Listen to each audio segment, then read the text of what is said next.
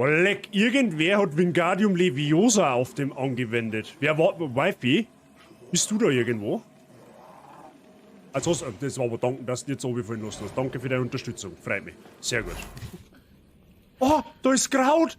Oh, ich hab mich noch nie so über Gras gefreut. Ja. Jetzt schleich dich halt einmal ha. Das gibt's doch nicht. Oh ja, da geht's zu. Die haben noch keine LED-Birndeln, habe ich. Da schon Röhrenbirndeln haben die noch. Das ist nicht zeitgemäß. Der Robert Habeck, da sind. Na, da, pass auf, wenn ich schicke dann Habeck vorbei, dann hat er sich gleich ausgegeistert. Dann hast du erst ein Gespenst in deiner Bude. War ziemlich cooler Arc, definitiv. Oh, jetzt kommt die blöde Fotze von hinten. Möchtest du eigentlich. Oh Gott, das ist jetzt ein zweifelhaft da. Ich hab's. Nein, leider, ich hab's nicht so gemacht, wie ich es gesagt habe, okay? Holt sein Bittchen zurück. Kurze Frage. Das Arkham Asylum, ist das ein Hochsicherheitsgefängnis oder einfach eine Irrenanstalt? Oder beides? Es ist immer wieder schön, auf meine kleine Hacienda zurückzukehren.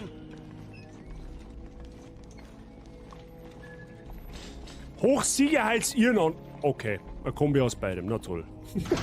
Der deutsche Bundestag quasi. Was ist jetzt mit dir, Maral? Schirm ein Nümmerchen oder?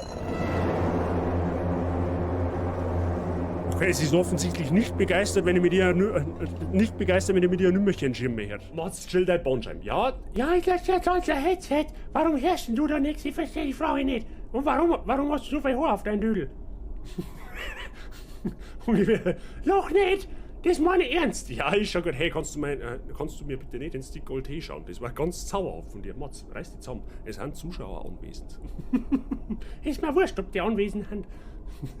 Ist schon gut. Der Legolas schießt dem Elch aus 5 Kilometer Entfernung mit einem Arm auf dem Rücken gebunden, einen stumpfen Pfeil mit einer durchhängenden Bogensehne ins Arschloch rein. Und zwar genau ins Arschloch. Ja? Der hat den Skill dazu. Ja? Und schaut dabei noch gut aus, richtig. Was ist mit ihm eigentlich verkehrt? Hat er irgendeine Störung? Hat er irgendeinen Knick in der Matrix? Oder warum läuft der gegen sein Gitter? Ich verstehe die Frage nicht. Da haben wir wieder beim Thema. Durch den Helm, da siehst du keinen Meter durch, das so gegen Kibis ist. Das kann nicht anders sein. Das gibt's nicht. So blind kann kein Mensch nicht sein. Ich bin mir jetzt nicht sicher, wie ich drauf komme, aber ich glaube, die haben so einen Dödel angeschnitten. Ne? Das schaut nicht ordnungsgemäß aus, was du da hast. Ne? Ich meine, du wirst mich jetzt gleich umbringen, aber ich wollte einfach nur mal eine Frage stellen. Ne? So ganz freundlich. Aber das Eis ein wenig brecher. Verstehst du, wie ich meine? Dieses Pokémon fühlt sich glatt und feucht an.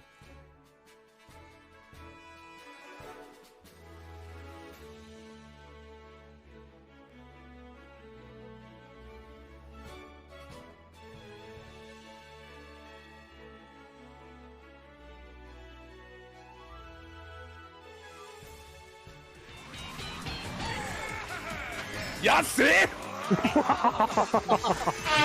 Das Salz ist stark in dir, mein Freund.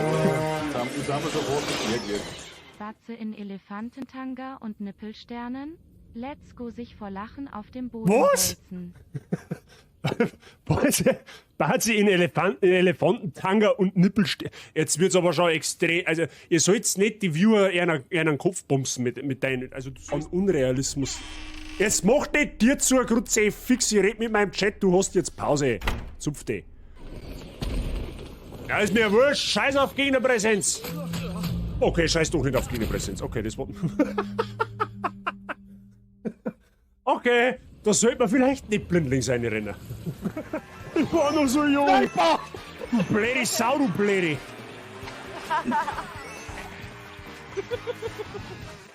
Die ist zwar von den Stats her ein bisschen schwächer wie die, wo wir gerade haben, aber die schaut halt dafür auch um 5 Punkte besser aus, gell? Also da kannst du jetzt wirklich gar nichts sagen. Ich mag das nicht mehr. Mehr Fashion ist mehr gut. Scheiß auf Stats, Hauptsache man schaut geil aus. Ist die oberste Devise in einem Soulspiel. Es ist erwiesen, dass du automatisch schlechter spielst, wenn du scheiße ausschaust.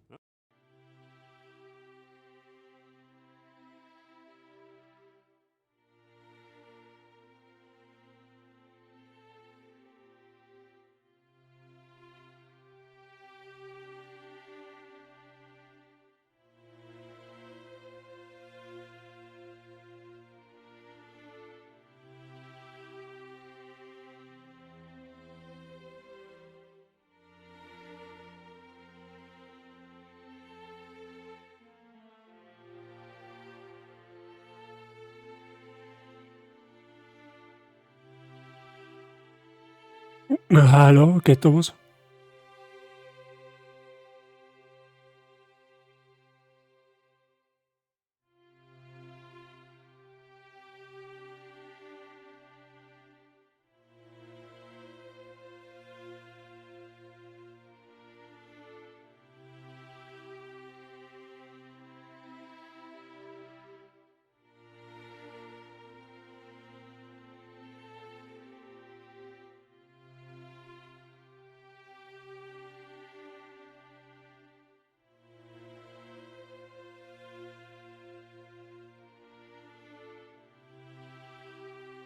Ja.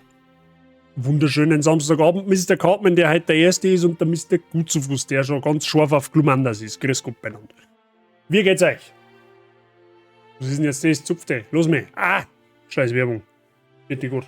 Mein Browser macht sie selbstständig. Das ist nicht gut. Freunde, das ist nicht gut, wenn sie mein Browser selbstständig macht. Wisst ihr das, dass das nicht gut ist? Egal.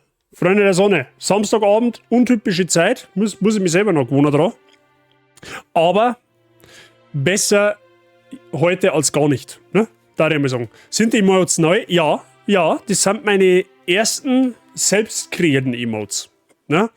Ich habe mich jetzt während meiner 4-tägigen Krankenstandphase mal so ein bisschen damit beschäftigt, selbst Emotes zu machen. Und ich glaube, das erste Mal sind es gar nicht einmal so schlecht geworden. Ne? Zuvor haben die Emotes hat ja der YBO gemacht gehabt, beziehungsweise der Asker, je nachdem, wie man halt nennen wollt.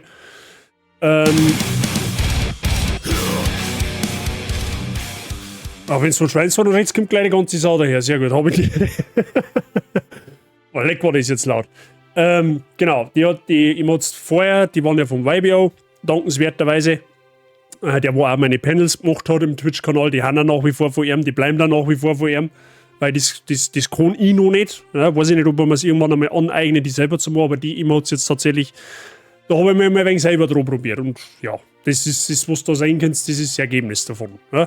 Es war, glaube ich, irgendwie so ein bisschen göttliche Fügung, dass ich es mal probiert habe, weil, und das tut mir aufrichtig leid, ich habe nicht mitgekriegt, dass die Emote-Slots, also die Menge der Emote-Slots erweitert wurde. Es ist ja so, wenn du halt Twitch-Affiliate bist, so wie ich jetzt zum Beispiel, dann hast du grundsätzlich die Möglichkeit gehabt, bis zu 9 Abo-Emote-Slots zu kriegen. Und die habe ich auch erreicht gehabt. Das kriegst du dann mit, du kriegst halt immer stufenweise einen Slot dazu, wenn du halt so und so viele Abonnenten hast. Und ich habe bis vor 2 Jahren oder was, habe ich die maximale Anzahl, die du als Affiliate erreichen kannst, eigentlich erreicht. Deswegen habe ich da nie wieder reingeschaut. Und jetzt war es so, dass da vor Wochen die Slots erweitert worden sind. Und ich habe aber das nicht gespannt. Also sprich, ich habe quasi weniger Emotes zur Verfügung gestellt, als eigentlich haben könnt. Und deswegen war das eigentlich mehr oder weniger gar nicht einmal so schlecht, weil jetzt habe ich nämlich die Emote-Slots entsprechend befüllt. Es sind jetzt 13 Sub-Emotes, also normale Emotes verfügbar. 10 animierte Emotes, wovon 2 Slots aber noch frei haben. Das haben wir einfach frei lassen. Erstens, weil ich nicht mehr weiß, was ich nehmen soll. Und zweitens einmal, falls uns einmal irgendein anderer Blödsinn einfällt, dann kann man da immerhin noch ein Emote draus machen. Und das Tier 2 Sub-Emote und das Tier 3 Sub-Emote haben auch anders. Also für Tier 3 habe ich eigens eins gemacht. Für Tier 2 ist mir nichts eingefallen. Da habe ich jetzt einfach quasi den Ruffig genommen, den wo man eigentlich seit jeher von mir auf dem Kanal kennt. Also den Strohhut. Strohhut Ruffy, der wo seine Fleischkeule da nach hinten wirft mit den glitzernden Augen. Genau, von daher haben wir jetzt, wie gesagt, lange Rede, kurzer Sinn, es sind neue Emotes da, die wo halt jetzt in größerer Menge verfügbar sind, weil ich eben mehr aufgelohnt habe. Und ja, genau, so schaut das aus. Und heute haben sie den ersten Einsatz, so mehr oder weniger, tatsächlich. Also wird schon passen. Bisher ist das Feedback von den Emotes tatsächlich sehr positiv. Also ich habe jetzt bisher noch keinen gehört, der gesagt hat, ja, ist jetzt vielleicht nicht so optimal. Aber naja, so viel dazu. Mescalin, Habitäre, grüß dich gut. Leute, wie geht's eigentlich? Wie war eure Woche? Habt ihr irgendwas Spannendes erlebt oder auch nicht? Oder was ist Phase bei euch? Ich hoffe, es geht euch gut. Wie gesagt, ich war jetzt von Montag bis Donnerstag krank geschrieben. Ich hab's in der Schulter gehabt. Jetzt mittlerweile geht's eigentlich wieder recht gut. Ein bisschen Zwicker tut's noch, aber das soll jetzt die nächsten Tage einfach ausheilen. Deswegen habe ich jetzt Montag nicht gestreamt, weil es ist, glaube ich, ein bisschen blöde, wenn man krank geschrieben ist und sich aber dann da vor der Kamera hockt. Von daher, genau, aber sonst alles im grünen Bereich. Ich habe jetzt eigentlich schon die ganze Woche gefreut mich jetzt auf den Stream heute, weil ich mag endlich wissen, wie es in Pokémon weitergeht. Sag ich gar, wie es ist. Und das war auch wieder so eine typische Aktion. Ich hab この目は闇がよく見える。 Rehsuppen. Rehsuppen möchtest du? Rehsuppen, bei dem wieder. Ja gut, gang sogar. Mr. Price, wer ist denn für dein Resub im 30. Monat? Holy shit. Das ist einfach immer noch so krass, wenn man sich mal das vor Augen führt, wie lang das ist. Das sind einfach fast 3 Jahre. Fast. Also das ist zwar noch ein halbes Jahr hier, aber ne? Das ist 2,5 Jahre, um genau zu sein. Das ist einfach irre. Vielen lieben Dank. Weiterhin willkommen und viel Spaß mit den neuen Emotes. Ja? Danke dir. Was ich sagen wollte, das war jetzt auch wieder so eine Bilderbuchaktion. Ich habe, keine Ahnung, am Dienstag oder so oder am Mittwoch habe ich ein Update von Steam gemacht. Und habe ich dann mitgekriegt, dass No Rest for the Wicked auch ein Update hat.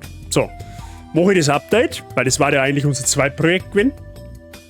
Ja, geh ins Spiel, schau, ob es in Ordnung ist und dann vor mir kriege ich eine Meldung. So quasi vielen Dank, dass du den Early Access gespielt hast. Du hast so quasi auf gut Deutsch, du hast das Spiel, den Early Access durchgespielt. Es geht jetzt erstmal nicht weiter. Bleib auf dem Laufenden, bis das Spiel komplett veröffentlicht wird. Und ich so, okay, wir haben im letzten Stream noch Rest for the Wicked durchgespielt und haben nicht einmal was mitgekriegt davon. So, und jetzt war halt der ewige Struggle, was mache ich? Es ist so, die nächsten Wochen haben bei mir ziemlich viel geplant. Jetzt war mir nicht sicher, soll ich ein neues Projekt anfangen oder soll ich warten, bis Elden Ring DLC kommt. Das kommt in einem Monat, am 22. glaube ich, oder am 21. Lange Rede, kurzer Sinn, wir spielen ab morgen Bloodborne. Bloodborne, also die auf Discord haben, die haben es wahrscheinlich eh schon mitgekriegt, ist ein Souls-Spiel aus dem Hause From Software, eins der besten, die sie jemals gemacht haben. Habe ich on-stream noch nie gespielt, wird Zeit.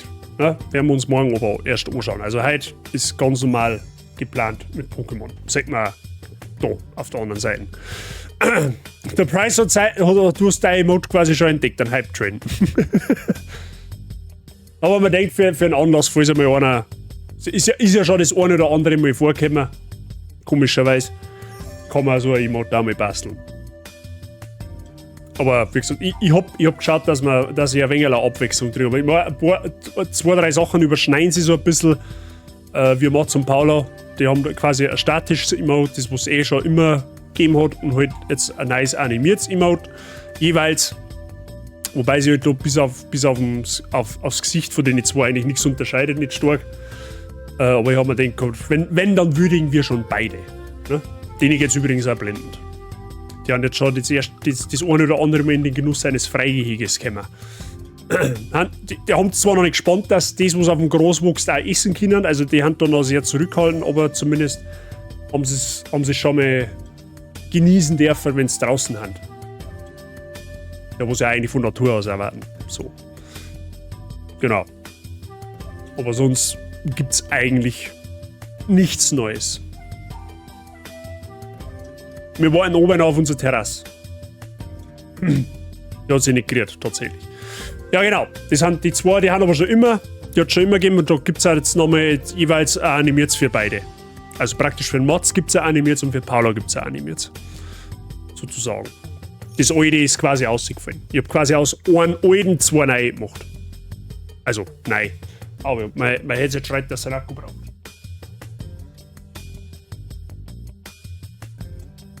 Die Frage ist, ob ich jetzt überhaupt noch ein Ladegerät da habe für mein Headset. Ich glaube es fast nicht. Weil auf dem anderen steckt nämlich mein Switch-Controller, den ich jetzt noch brauche. Aber wenn alle Stricke reißen, spiele ich heute mal ohne Headset. Das tut einem auch nicht weh. Das kriege ich dann auch gebacken. Oder zu was hören wir einfach mein Ladekabel. Bye. Hallo, ich habe uns gefunden. Wenn der Stecker passt. Also Also ich weiß jetzt noch nicht so hundertprozentig, wie lange ich heute stream. Also ich hätte jetzt einmal so angedacht bis um eine 9. Ach, perfekt, der passt, der wird fast auf Song. Ich hätte jetzt einmal so gedacht bis um eine 9 ungefähr, so 3 Stunden. Das heißt, in der Zeit werde ich versuchen, mir meine Pizza für nachher zu verdienen, weil ich werde mir noch eine Pizza bestellen und ich wollte jetzt vor dem Stream nicht mehr essen, weil sonst bin ich so voll geworden. Und ja, genau. Wir haben heute einiges vor in der Hardcore-Nuzlocke. Wir werden heute natürlich wieder den einen oder anderen Encounter sammeln. Wir werden heute den ersten Arenaleiter machen. Wir werden heute versuchen, bis nach ewig genau zu kommen. Das heißt, wir haben heute den einen oder anderen Bosskampf vor uns tatsächlich. Und es wird heute, das ist ja letztes Mal noch ein bisschen abgegangen, ihr werdet heute das erste Mal in dem Projekt Kanalpunkte investieren können. Ne? Gewinnen oder verlieren, je nachdem. Aber das sagt es dann, wenn es soweit ist. Natürlich dürft ihr wieder sehr aktiv bei der Spitznamensgebung mitwirken. Ne? Das ist auch klar. Wir werden uns wieder miteinander irgendwelche Spitznamen für unsere Viecher aussuchen, die wir kriegen. Und dann schauen wir einfach einmal, wie es uns heute reinschneidet. Ne? Und Andi, Habitiere, grüß dich gut. Irgendwie wird es schon werden. Also wir haben auf alle Fälle heute Progress im Auge. Ne? Zumindest gebe ich mir Mühe. Genau. So, jetzt ist schon kurz nach 6. Ich darf fast vorschlagen, wir fangen allmählich einmal mit dem Spiel an. Ne? Damit wir nicht zu viel Zeit vertrödeln. Das ist ja schließlich auch nichts. So.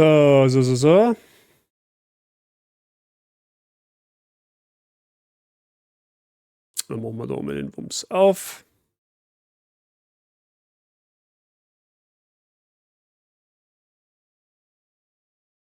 Shader werden kompiliert. Schön. Shaders, der Shader kompiliert.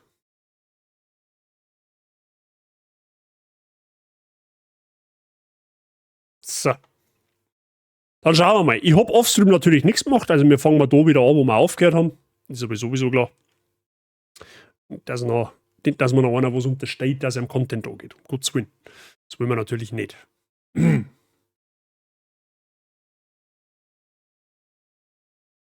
Das habt ihr beim letzten Mal übrigens auch noch nicht gesehen. Die haben da ein neues Intro eingebaut. Also, Intro.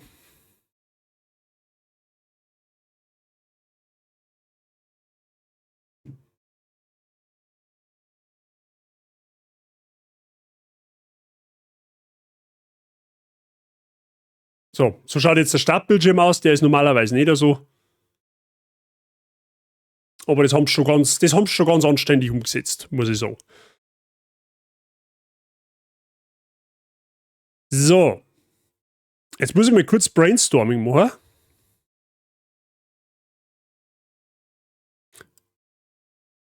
Billinger habe ich der, grüß dich gut.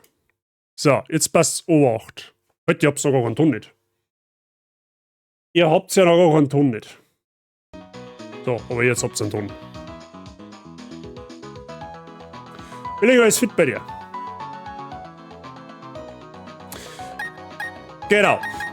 Wir haben uns, glaube ich, letztes Mal sogar noch einen Encounter geholt in der Route über Erzellingen, wenn mir nicht alles täuscht. War das nicht sogar Abra? Ich glaube, das war sogar Abra. Bin mir aber jetzt nicht sicher. Moment, ich schaue jetzt einfach mal schnell nach.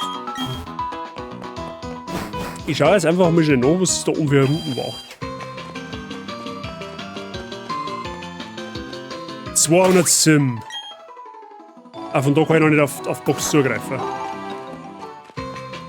War das Punita, müsste das sein? Bin mir jetzt gar nicht mehr sicher. Aber ich glaube auch, dass wir uns den Encounter tatsächlich geholt haben.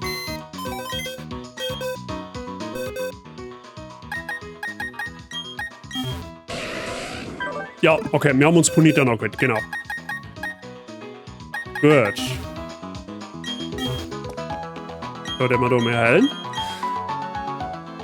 Nachschau, Bazi. Sehr gut. So loben wir das, Mr. Seitching. So, wir fangen mal gleich mal an. Wir holen uns 3 Starter-Pokémon. Das müssten jetzt die Höhenstarter sein, tatsächlich.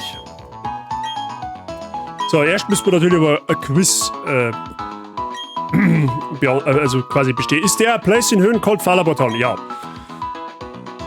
Ja, bis auf das, dass wir wieder einen Zaun neu umbauen dürfen, weil der Schaf natürlich mal wieder aussehen, passt alles.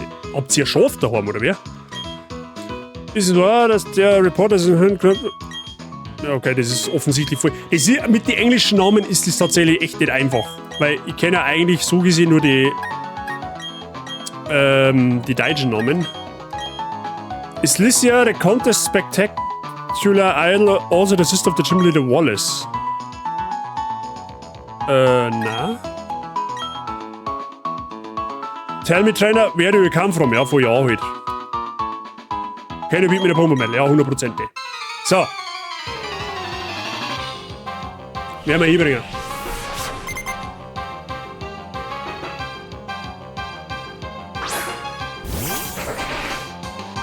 Ja, die Oma hat noch 2 Schafe und einen Gasbock. Die sind aber auch leicht genug gearbeitet. Ja, das glaube ich. Das glaube ich sofort. Aber hauptsächlich habt ihr es wieder fangen können. Meine kleine Tochter, Evoli. Evoli haben wir im Team, das werden wir heute entwickeln. Tatsächlich.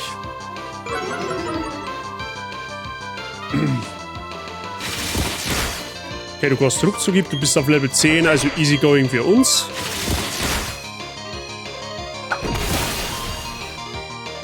What is your favorite Pokémon? Yes, ja genau, das war beim letzten Mal, glaube ich.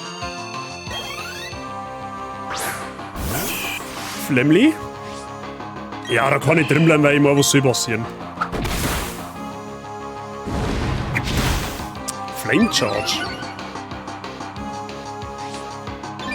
Boah, das hat Hidden Ability, das hat Speed Boost.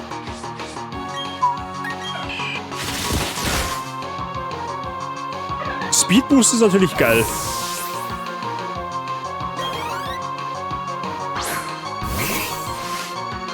Da haben wir Hydropie.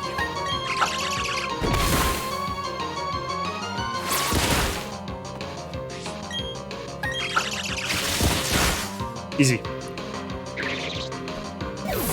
Sie sind ja dann so brav, dass sie wieder von allein reingehen, aber es ist halt trotzdem ein Haufen Zeug, dass da das nicht fressen sollten. Ja klar, auf einer fremden Wiese oder auf einer offenen Wiese sozusagen, da wächst halt einfach alles querbeet, ne? Ah klar. Verstehe ich schon. Gut. So, wir nehmen uns auf alle Fälle mit Gekabor. Dessen Spitzname ist schon vergeben. Das habe ich nämlich letztes Mal an Lucius versprochen, dass wir den noch Erm nennen. Weil der ist ja Reptilienliebhaber.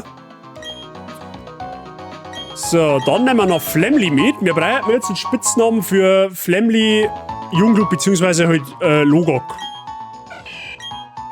Da könnt ihr euch gerne mal etwas überlegen. Ich habe schon auf Sanji überlegt, ganz ehrlich, weil der mit seinen. Er ist halt recht flink mit seinen Viers. War eventuell eine Möglichkeit. So, aber könnt ihr natürlich jetzt mal mit Vorschlägen beschmücken, was für einen Spitznamen da wir da nehmen.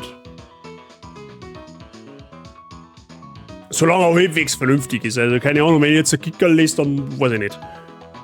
Bin ich dann schon wieder zweifelhaft.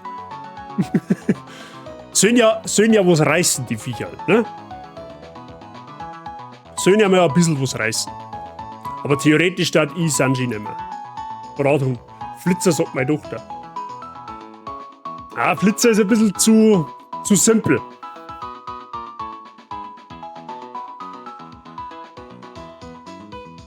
Ein Brathund ist, ja,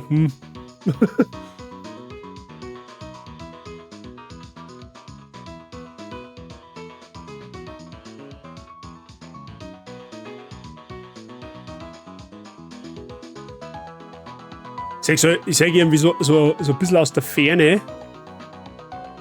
Ich wollte jetzt gerade sagen, ich sage gut zu Fuß schon irgendwas tippen. Wir nehmen dabei einmal Sanji. So, und für Hydropie brauchen wir auch noch etwas. Da hätte ich theoretisch auch einen Namen. DSD-Huhn, dass dir eine rüberbrennt. Für Hydropie hätte ich theoretisch auch einen Namen im Kopf. Das ist ein Lehmhüpfer, sozusagen. Ja, also lebt im Schlamm, wenn man so will. Hey, aber wie gesagt, theoretisch auch einen Namen, wenn uns da gar nichts einfällt.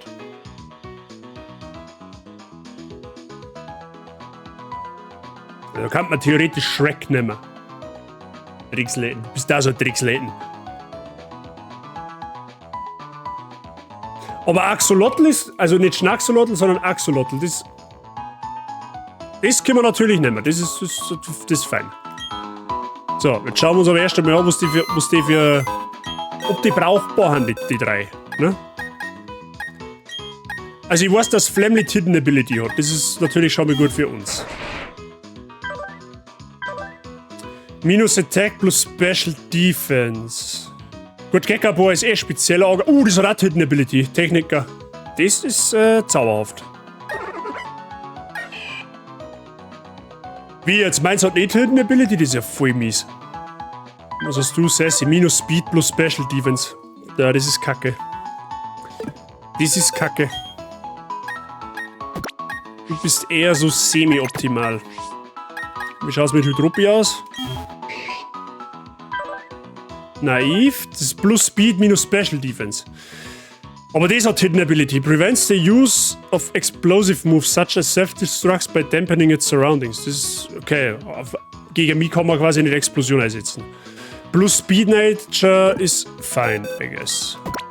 Kann man auf alle Fälle mal brauchen. Okay, na gut. So, wir hören uns jetzt gleich das nächste Gifted Pokémon ab. Und das ist ein Pseudo-legendäres. Und das wird wahrscheinlich den Run ziemlich carryen können.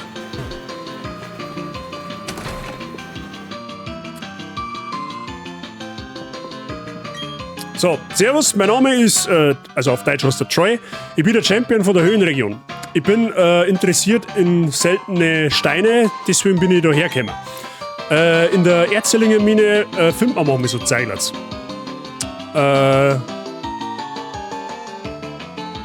So, und ich wollt einfach sagen, wenn die quasi vor Ort zu Entdeckungen machen. Du hast da einen Pokédex, lass mich mal schauen. Ich glaube, ich kann da mit dem helfen. Wir kriegen von ihm ein fucking Tarnhell. Das ist mein Lieblings-Pokémon Tarnhell. Möchtest du das aufziehen? Das war gut für deinen Pokédex. Und schon haben wir ein fucking Tarnhell. Und das nehmen wir natürlich gerne mit. Und da brauchen wir jetzt auch einen Spitznamen und wer Pobidere. Tarnhell, besser gesagt, einen Spitznamen eventuell für Metang oder Metagross. War schon nicht schlecht. Der Verb hat auch schon 2 Pokébälle hergekriegt, falls es wirklich pressieren darf. Das ist natürlich zauberhaft. Aber Tarnhell ist halt schon Early Game Hardcore geil, wenn man sowas kriegt. Hat man im Original-Hack natürlich auch gekriegt. Weiß ich noch, wie wenn es gestern gewesen war. Aber natürlich fällt und steht immer so, ist ja ein bisschen mit die Wesen.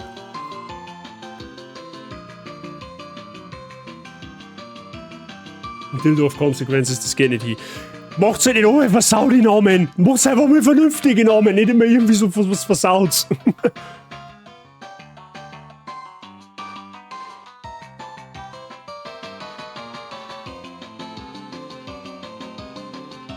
Oh, Optimus Prime ist gut. Optimus Prime ist richtig gut.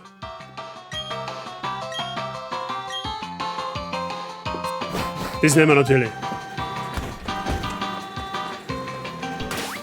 Schauen wir uns auch gleich an, wie das ausschaut. Das Viech kriegt irgendwann, das ist quasi ein Magnet-Pokémon. Bei der nächsten Entwicklung kriegt es quasi 2 Arme und einen richtigen Kopf und bei der letzten Entwicklung hat es 4 Füße im Endeffekt. Wird so eine Art Stahlspinnen, wenn es mehr jetzt. Kann man jetzt da nicht so ganz erkennen. Okay, es hat ein neutrales Wesen, das ist gut und es hat Clear Body, das heißt, unsere Stats können nicht verringert werden, das ist eigentlich ein gutes Pokémon. Das können wir auf alle Fälle mal so behalten. Passt.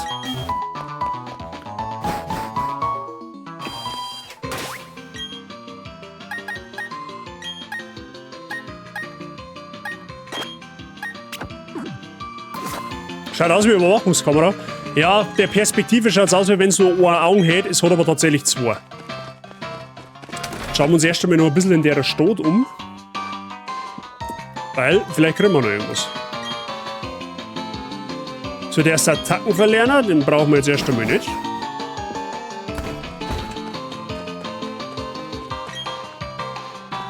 Aber das Ding ist, Tarnhell, also das Pokémon, was ausschaut wie eine Überwachungskamera, ist unfassbar stark. Also das, wenn sie entwickelt, would you be willing to trade your Ponyta for my Sphere?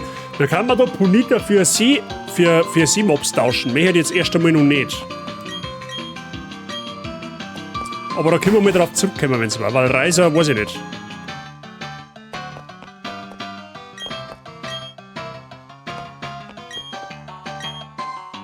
Okay, da gibt's nix. Außer halt ein Ingame-Trade.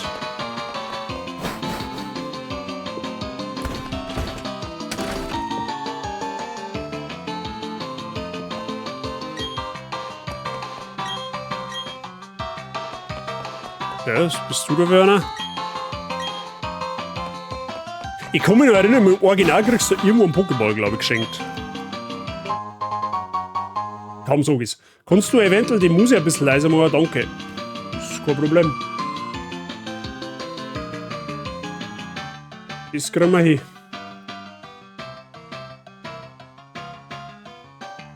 Imagine, du findest eine Shiny Punita und kannst das andere tauschen. Das war natürlich optimal. Oh, Scherer sei ist auch da. Jetzt ein Seitsching. Der duckt sie.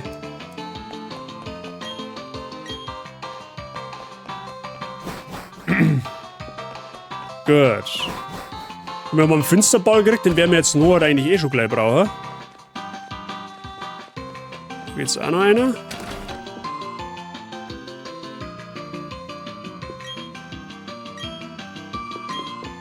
Ja, der Pikachu.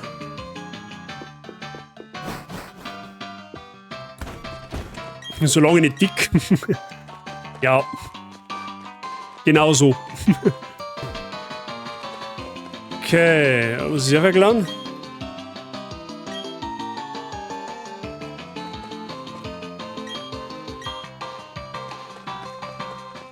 Ist halt das in Hex, lohnt es sich immer, wenn man sie umhört und umschaut. Weil man weiß nie, was man für gute Items kriegen kann.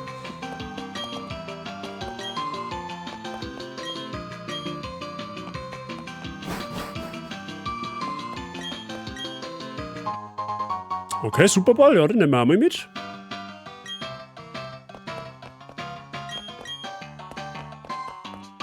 Der ist ein Forscher. Ja, schon, jetzt hätte ich gemeint, der hat vielleicht etwas für uns. So, und in irgendeinem Pokécenter in dem Ort läuft irgendeine Promotion. Müssen wir mal schauen. Also ein Clown habe ich gerade gelesen. Was war das? Vielleicht das da hinten, oder was?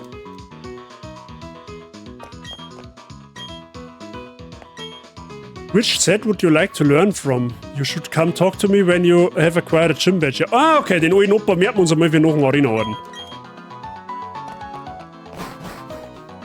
Okay, gut. Dann gehen wir mal in die Mine. Weil da haben wir nämlich auch noch einen Encounter.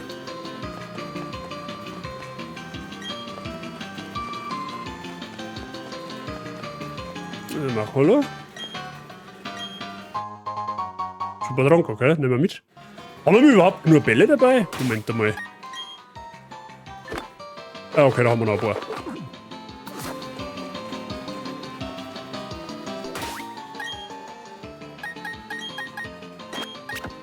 Ich glaube, ich habe beim Bisa-Knosp sogar Schlafpuder gelernt.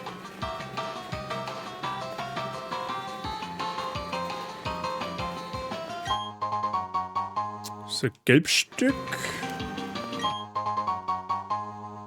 Oh, da muss ich schauen, was das ist. Ketchuppe, okay. Was ist ein Dire-Hit?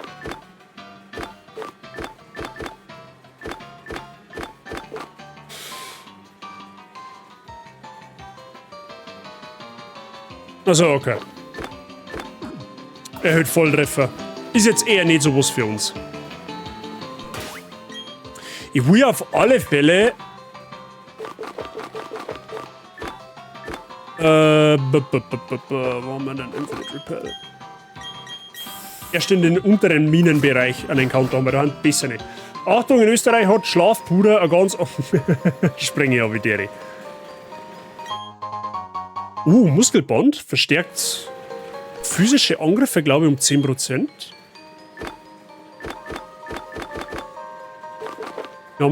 Wir haben ja schon ein paar gute Trage-Items mittlerweile. An item to behold by a Pokémon is headband exudes strength, slightly boosted the power of physical moves. Nice. Sag ich doch.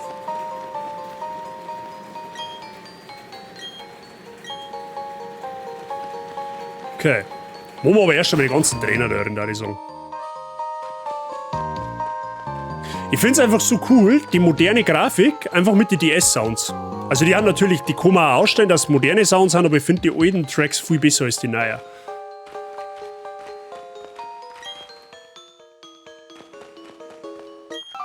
Wo man natürlich, ne, der Vollständigkeit über die Trainer schon.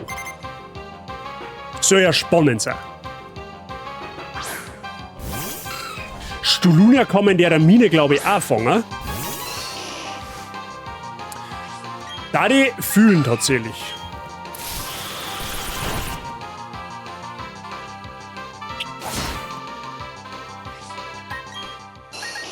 Ich glaube, da spielen wir uns eine Zeit, bis wir das mit Bisaknosp wickert tun.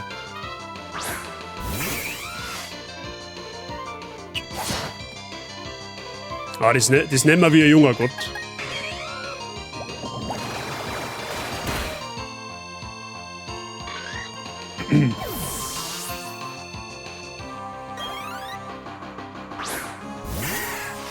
Fampi.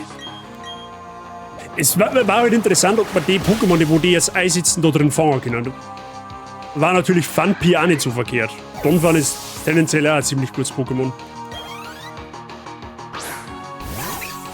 Riolo war auch noch besser. Holy shit, steht sich viel mehr, dass man Riolo kriegen.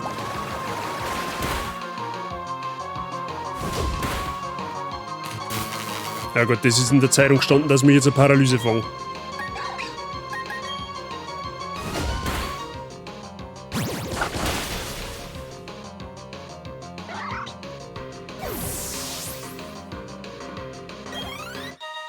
Gut.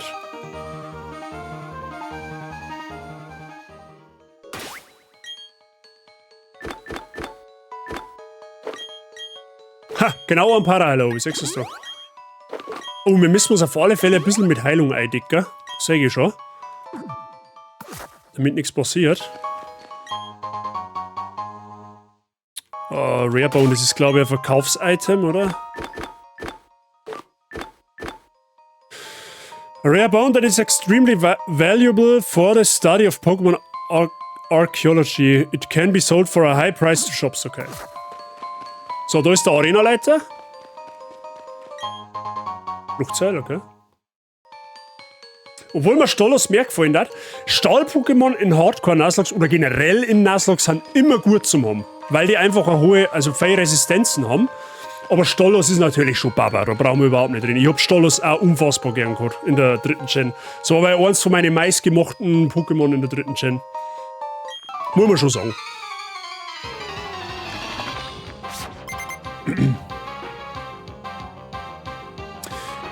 So. Kleinstein haben wir natürlich auch, aber unser Kleinstein sagt Balls. Also die ist leider richtig kacke, was wir mir da gefangen haben. Aber das hilft nicht, wissen wir nicht mehr, was wir haben.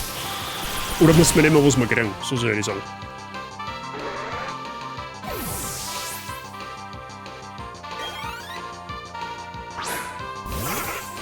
Flurmel, das da, ich kann mir auch gut vorstellen, dass du da drin auch einen Flurmel fangen kannst. Und ich sag's eigentlich, wie es ist, da die überhaupt nicht fühlen.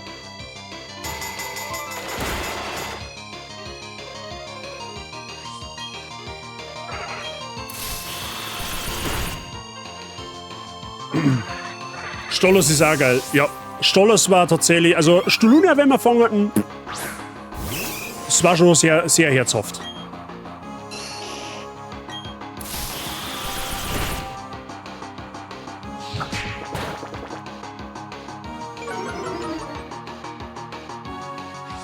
Oh, verringert mein Speed, okay. Ja, aber trotzdem noch schneller. Kindwurm.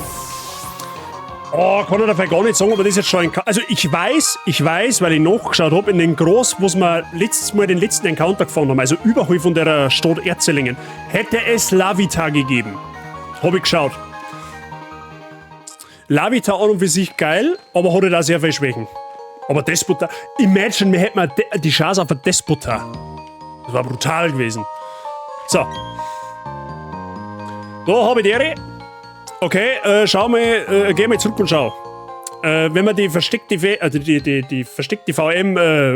zur Trümmer hernimmt, dann kannst du Storner wegdrammen. Und weißt du was? Man kann auch ab und zu einen Stor drunter finden. Das ist normalerweise in der Region nicht üblich. Um genau zu sein, ist ein Evolutionsstor, das muss unser Glückstag sein. Und der ist doch ziemlich schön, oder? Weißt du, was für ein Stor ist? Und das ist halt jetzt das Coole in den Hack, weil wir können uns jetzt einen Evolutionsstein for free aussuchen, was das ist. Und wir nehmen da einen Mondstein. Warum nehmen wir einen Mondstein? Weil wir aus unserem Evoli ein Nachtara machen werden. Und Nachtara ist, ich sag jetzt einmal, neben Felinara, sage ich jetzt einmal, das Pokémon, was von den Evolutionen am meisten, also quasi, was uns am allermeisten helfen kann. Weil Nachtara kannst du unfassbar tanky spielen. Wir haben damit gleichzeitig rein theoretisch schon mal einen guten Hardcounter gegen die 3. Arena, weil das eine Geisterarena ist und wir werden wahrscheinlich bis dahin nicht allzu viel Unlicht-Pokémon finden. Deswegen ist einmal ein gutes Unlicht-Pokémon auf der Tasche zu haben gar nicht verkehrt. Deswegen nehmen wir noch einen Mondstein. Kümmern wird am Schluss zu Brutalander, genau. Also erst wird es zu einem Draschel und Draschel wird dann zu Brutalander. Genau. Mondstein, Flieg und Sieg, ja genau. So, und den werden wir jetzt auch instant hernehmen. So, Mondstein ist kompatibel mit Luna. Und schon kriegen wir eine herzhafte Evolution. Achtung, nicht schrecken. Kann sein, dass jetzt bei dem Entwicklungsscreen der Stream wieder ein bisschen laggt. Keine Panik, geht in ein paar Sekunden um.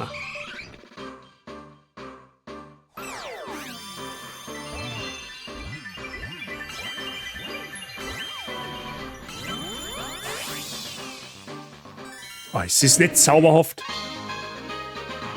By the way, Nachtara eines der schönsten Shiny-Pokémon, die es gibt. Wenn dieses Nachtara jetzt Shiny war alles, was bei dem Nachtara jetzt gelb ist, war in so einem Mondblau. Also schaut richtig gut aus, aber es ist halt leider nicht Shiny. Snarl, das ist gut. Nehmen wir auf jeden Fall mit. Der verringert einen Spezialangriff von generischen Pokémon. Der war mal weit weg.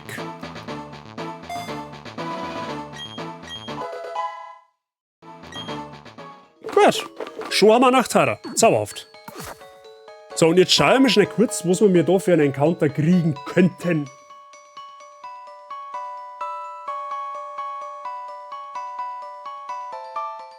Wir haben nämlich jetzt in der Mine im untersten Stock. Und es ist noch Tag. Also Abend ist, glaube ich, erst ab 20 Uhr, oder?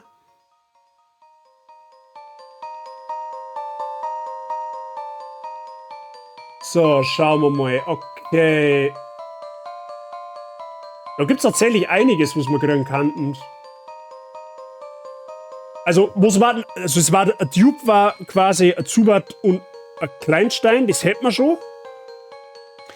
Ja gut, ich hab's fast befürchtet, wir können jetzt entweder...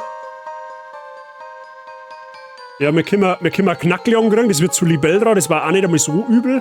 Wir können Onyx kriegen, wo wir Stalos kriegen können. Wir können leider ein Flurmel kriegen und wir können halt aber auch ein Stolunia kriegen. Stolunia können wir kriegen über ein Pokéradar, allerdings haben wir da aber auch die Chance, ein Flurmel zu kriegen.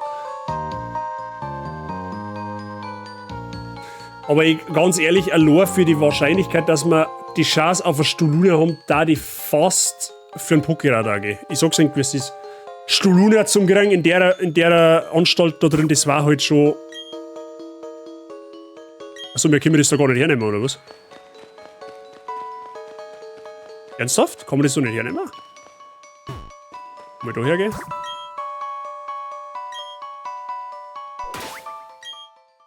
Hä?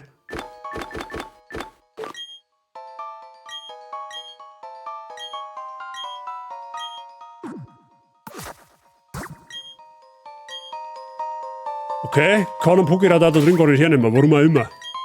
Das kommt vielleicht erst in der neuen Version. Okay, gut, macht nichts, dann gehen wir für den normalen Encounter. Alles andere hilft uns ja nichts.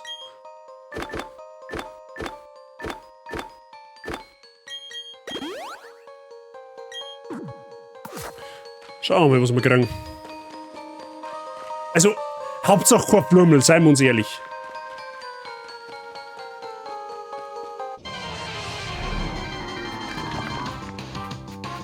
Das haben wir schon. Darf ich nochmal rerollen?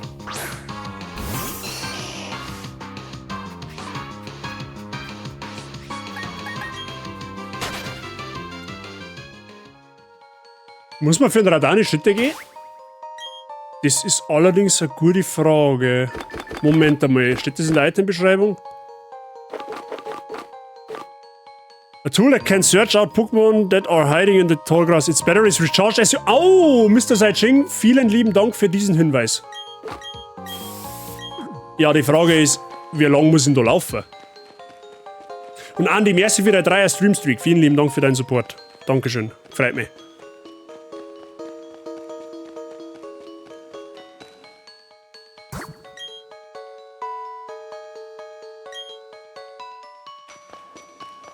Hashtag Pokémon-Lexikon, ja, das stimmt. Ja, aber die Frage ist jetzt halt... Ich bin ja eigentlich jetzt schon recht viel rumgerannt, auch beim letzten Mal. Den habe ich ja letztes Mal gar nicht hergenommen, glaube ich, oder? Den Pokéradar. Der müsste da dann eigentlich schon lange aufgelohnt sein.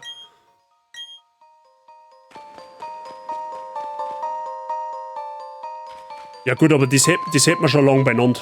Das hätte man schon lange beieinander. Ich tue, was ich kann. Vielen lieben Dank. Zuschauen, Freunde der Sonne, ist ein unfassbar wichtiger Support. Das ist der wichtigste Support, wenn du mich fragst.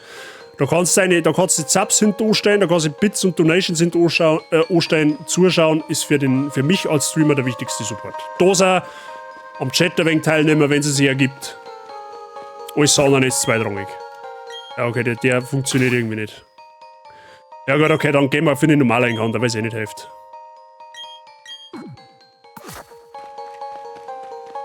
So, irgendwas wird schon die Höhle für uns bereithalten. Das ist ungefähr das größte Arschloch-Grindviech, das was wir hätten kriegen können. Ja, aber okay, wir müssen was mitnehmen, das hilft ja alles nichts. Eventuell kann uns das Ding in der Geistarena helfen, wer weiß. Aber irgendwie, das Ding verfolgt mich in jeder Nuzlocke. In jeder Nuzlocke verfolgt mich dieses Viech. Achso, ich kann es nicht reinschreiben, weil es ein Ding ist, okay.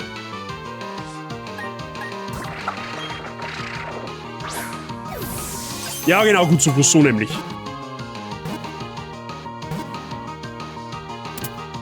Okay. Spitznamen für Flurmel. Ich meine, Krawums an und für sich ist jetzt nicht so bad, aber das Ding, das bringt mir halt jetzt die ersten 2 Arenen einmal absolut unter Null. Also es hat einen Stat-Boost gekriegt, das kann natürlich auch sein. Aber davon gehe ich jetzt aber nicht aus. Stalker. Stalker ist gut, das nehmen wir. Stalker, weil der stalkt mich in jeder Nuzlocke. Das ist, müsst ihr gut zu Fuß, den nehmen wir. Drecksviech, ja, das war jetzt tatsächlich sogar schon in Versuchung gewesen. Gut. Dann haben wir, glaube ich, soweit... Nein, ein Encounter geht uns noch ab. Den habe ich letztes Mal gar nicht geholt. Und zwar links von Jubelstadt. Da können wir noch angeln. Links von Jubelstadt, meine Fresse. Da können wir noch angeln. Den Encounter holen wir uns auch noch. Und dann, Freunde der Sonne, werden wir uns den ersten Arenaleiter widmen. Wir müssen mal schauen, ob wir bis um eine 9 auf EB genau kommen, aber wird wahrscheinlich eher schwierig werden. Aber wir schauen einfach mal.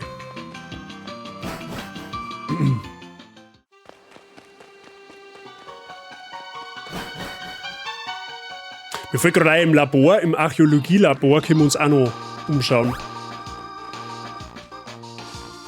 Schau mal lieber, was du im Groß findest. Ja, schau ich natürlich noch. Wenn ich duppe, weil nicht, dass wir später ein besseres kriegen können. Wird das.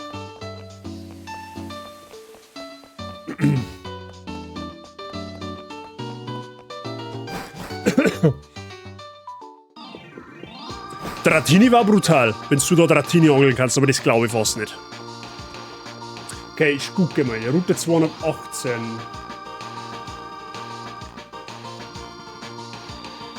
Route 218.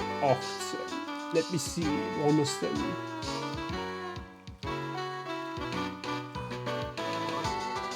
...218 wo?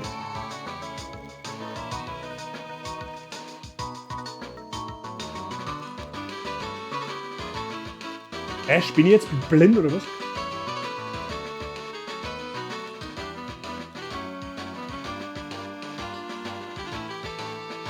Wenn drunter 218 nicht.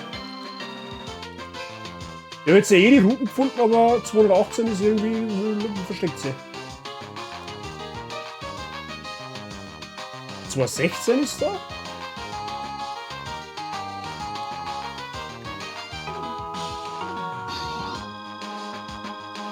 Ah, da ist.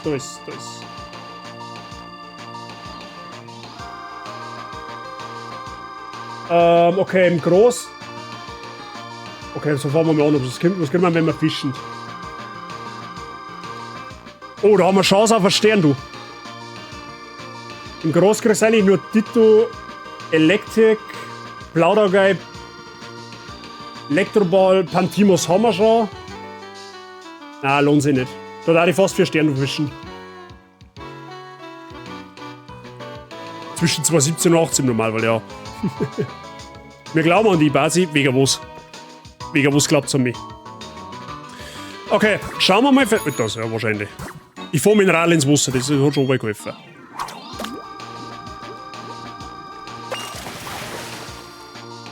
Vielleicht kriegen wir einen Stern noch. Das ist ein Tube, das haben wir schon.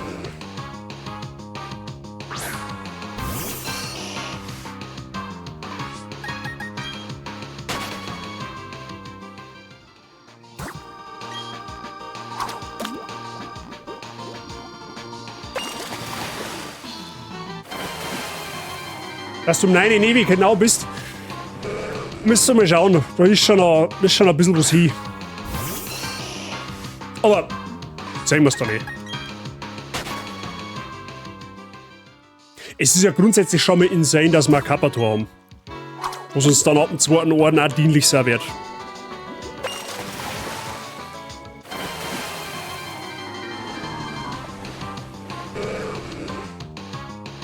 Sterno war halt schon cool, weil es jetzt sau schnell ist. Also Sterno per se nicht, aber Stami halt dann.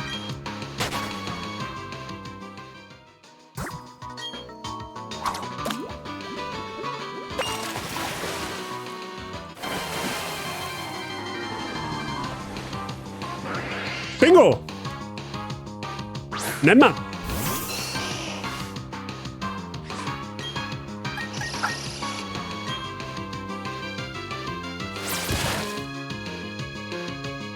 Vor allem Stami ist halt ein offensives Wunder, weil das kann gefühlt alles lernen.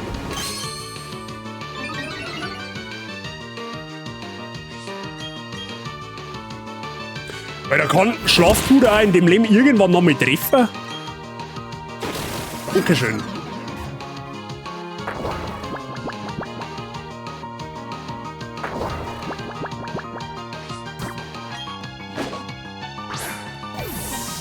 Patrick, ist ein männliches Stern, du?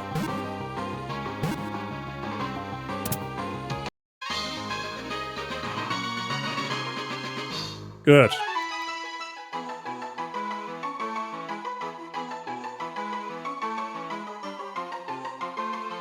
Hey, was ist jetzt?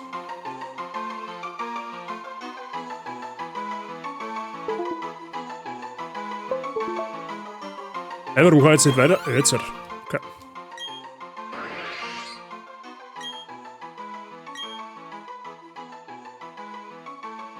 Ich habe zwar von Pokémon null Ahnung, aber ich weiß, dass es Pikachu gibt. Fast Pikachu. Sterno hat Gender. Achso, ja, das stimmt, das ist ja glaube ich neutral, gell? Ja, machen wir Patrick. Patrick. Star. Passt ja, nehmen wir. Gut, dann haben wir den Encounter.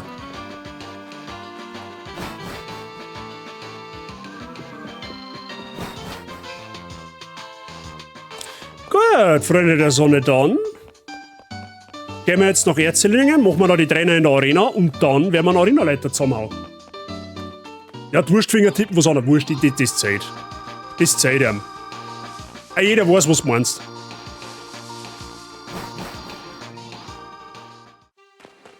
Mr. Seijin, kannst du mal schauen, ob du eine Umfrage starten kannst oder eine Vorhersage? Kannst du mal schauen, ob du das grundsätzlich machen kannst? Ich sag dir dann noch was genau. Genau, jetzt decken wir uns erst einmal mit Heilung ein, das war mal das allererste. Oh, Boah, lecker, da hat der eine Kirm.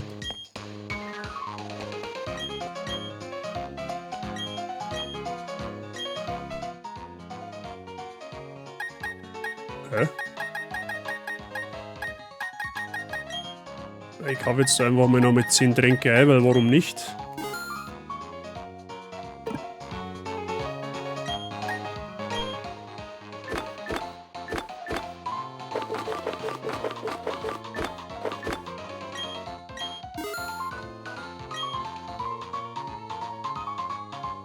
Jo, passt.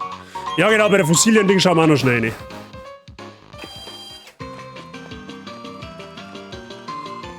Vielleicht gibt es da auch noch irgendwas zum Finden.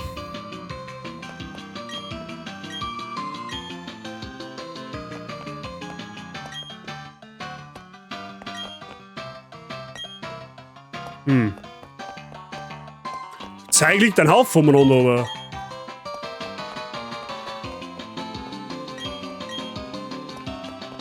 Okay. Aber dem kann man Fossilien wieder erwecken? Okay, gibt's nichts Besonderes. Na gut, dann halt nicht. Dann schauen wir uns erst einmal an, was wir mit unseren Encounter jetzt anfangen können.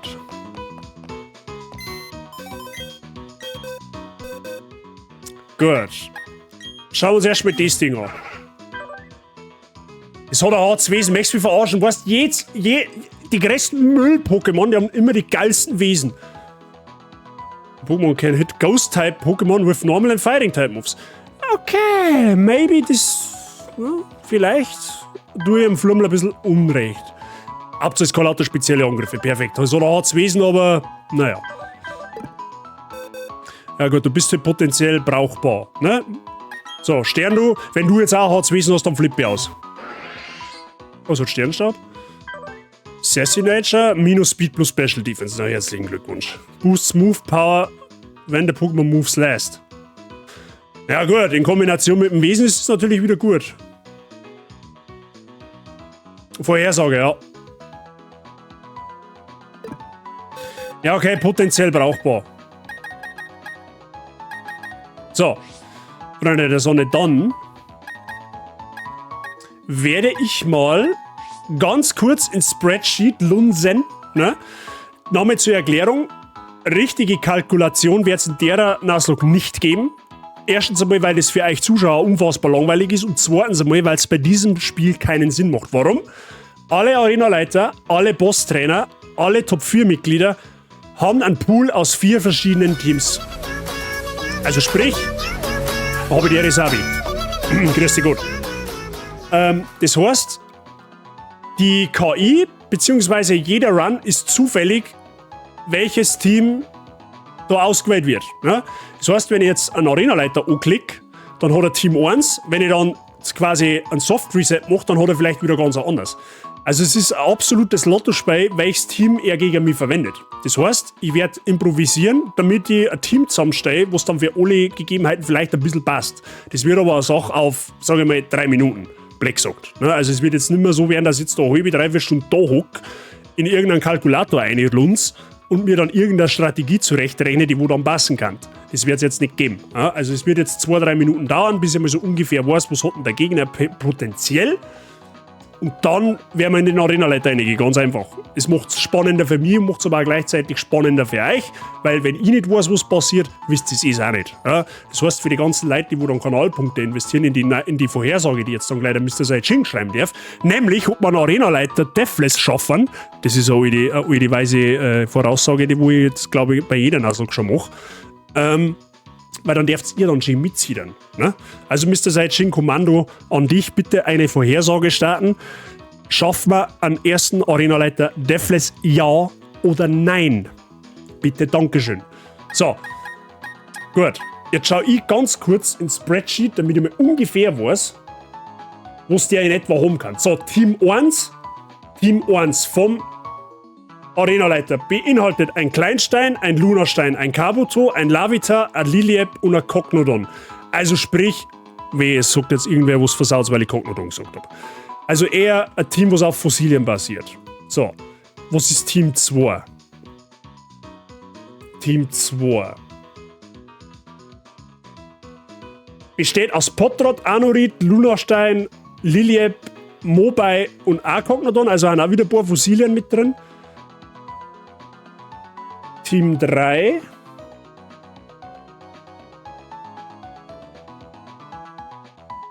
Schilterus, Anorit, Nasknet, Rihorn, Ammonitas und ebenfalls. Also Kognodon ist gefühlt quasi in jedem Team, okay. Also es sind Monotype-Stein-Pokémon mit Sekundär-Typings.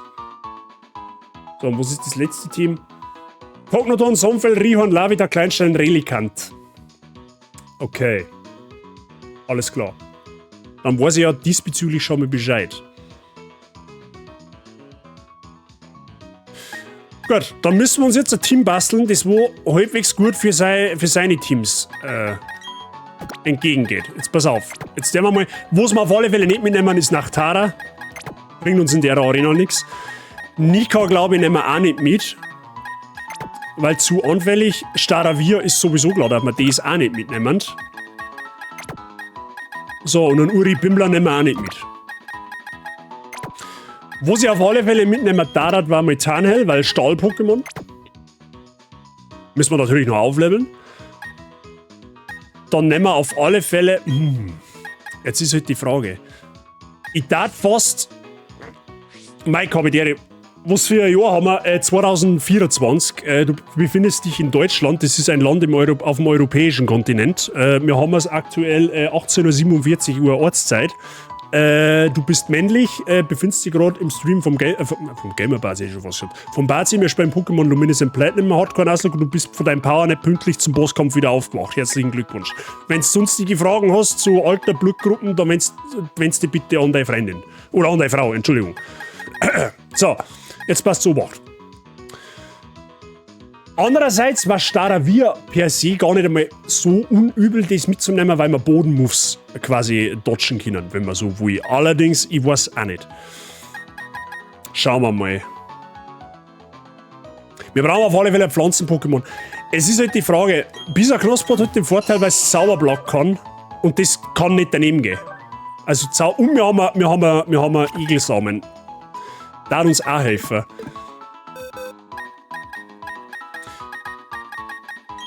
Kannst du zufälligerweise...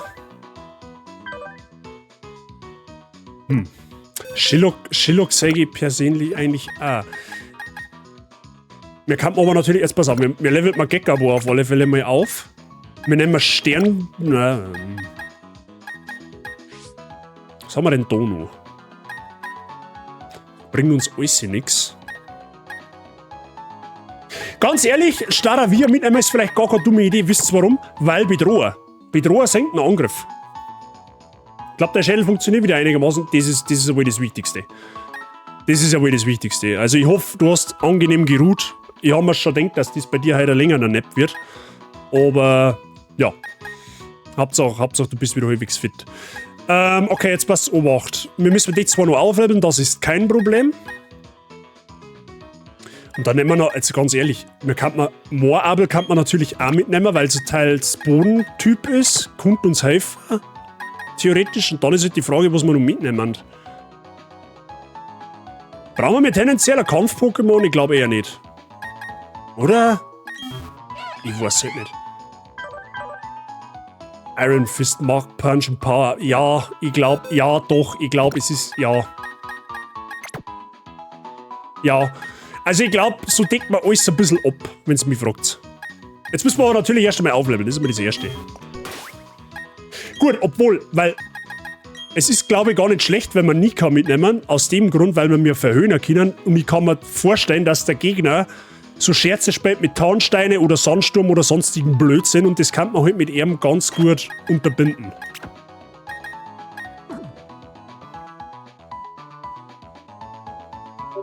Ja, passt schon, auflösen tue ich. Alles gut.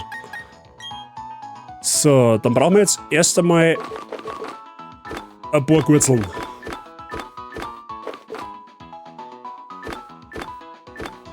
Wenn ich es finde. Ah, da haben wir. So.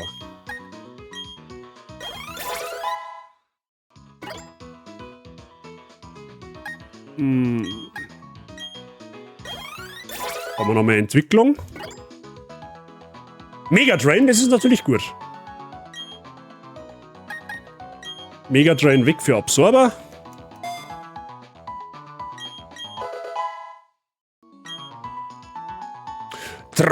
What? Dragon Breath? Drachenodem? Seriously? I mean, okay. Nimm ich?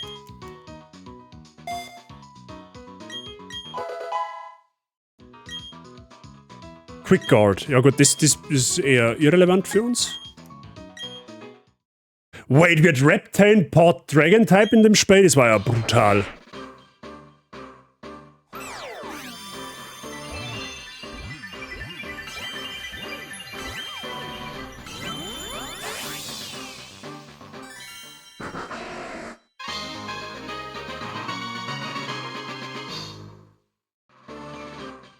Gut, Reptile haben wir. Okay, das ist Zornklinge, das ist irrelevant. Okay. Schauen wir mal. Was kannst du eigentlich? Eisenschädel, Eisen... Boah, leck, das kann richtig gute Attacken.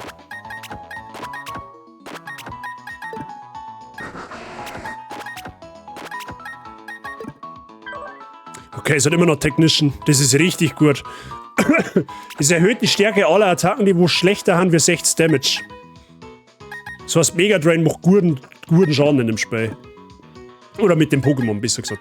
Jetzt müssen wir schauen, was wir für TMs haben. Wir haben nämlich ein paar TMs gefunden gerade. Das ist Hidden Power, das ist Water Pulse. Brauchen wir mehr Water Pulse, ist die Frage. Halt das, wir müssen mal Hydropie auch noch entwickeln, sage ich gerade. Das war's jetzt gewesen.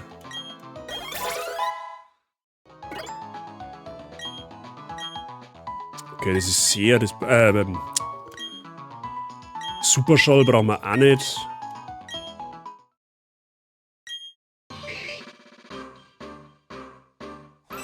Gut, es kann natürlich auch in Dosen gehen und wir verlieren mal einige Starter-Pokémon, ne? Aber wir müssen ja arbeiten mit dem, was wir haben.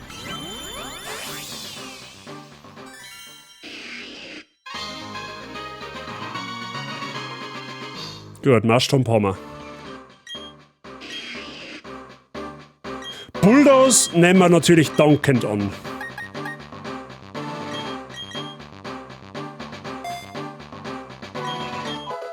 Das ist ein richtig starker Angriff.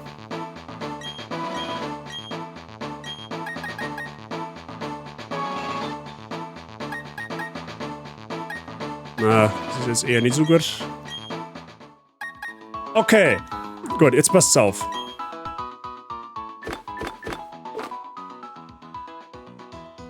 Müssen wir zuerst einmal nur schnell kurz schauen. Pass auf. Manika ist klar, das passt, das nehmen wir so. Optimus Prime braucht auf alle Fälle noch ein Item. Miracle Seed ist fein. Das erhöht Volltreffer, das bringt uns eigentlich auf die jetzt eigentlich nicht so wirklich viel. Plus Speed minus Special Defense. Und du hast mehr Attack als wir Special Attack. Okay, gut, gut. Dann kriegst du auf alle Fälle...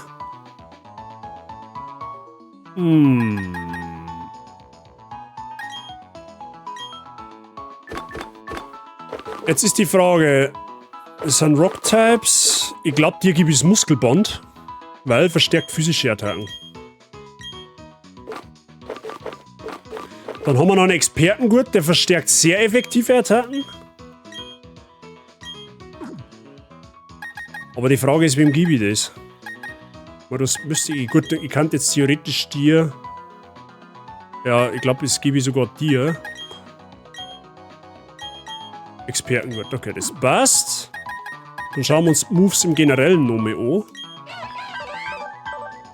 Okay, Taunt, Mark Pouch, Flame Wheel, Power Punch passt. Iron, ja, das passt auch. So sind wir Wesen. Neutral, okay. Und mehr Attack als Special Attack, okay, passt. Du hast mehr Special Attack wie Attack, okay, das war mir aber fast klar bei Minus Attack gewesen. Aber das passt.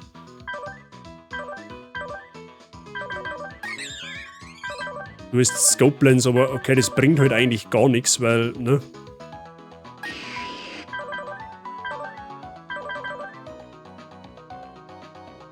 Gut, ich kann jetzt eher theoretisch noch Waterpulse lernen für besseren Schaden auf Wasser, aber dann war es aber auch hübsch.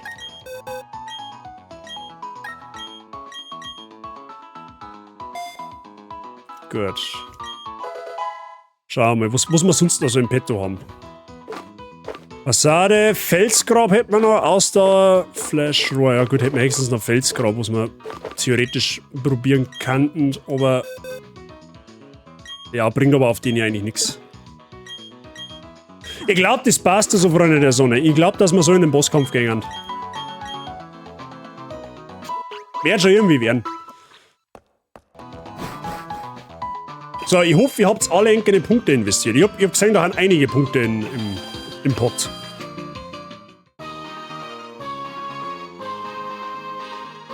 Gut, da haben wir die Trainer ohne skippen können. Okay, da sitzt schon mit seinem Kognodon daneben.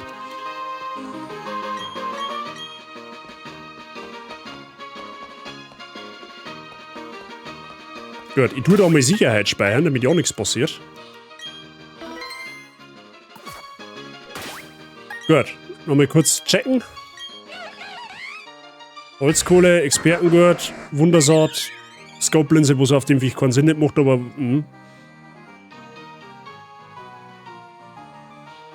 Ja, Muskelbahn und mystisches Wasser, okay. Gut, sind wir ready? Können wir go? Oder wie schaut's aus? Haben wir Bock auf den ersten Arena-Leiter?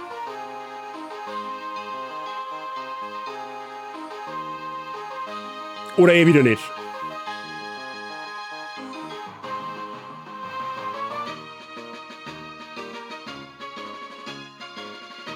Regel Nummer 1, vor allem Pokémon Games, mach speichern vor wichtige Kämpfe. Richtig. Ich sehe keine Leute, nur Arena treten. Ja, dann gehen wir halt rein. Schauen wir mal, was der erste Arena-Leiter, der. Wie heißt der auf Deutsch? Fight, glaube ich. Ich weiß nicht. Was der für uns parat hat.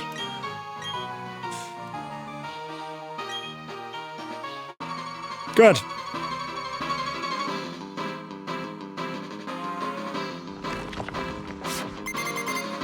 Alle Arena-Leiter haben übrigens ein Team aus 6 bestehenden Pokémon. Das ist Kleinstein, das ist, glaube ich, das erste Team. Oder ist es das erste Team normalerweise?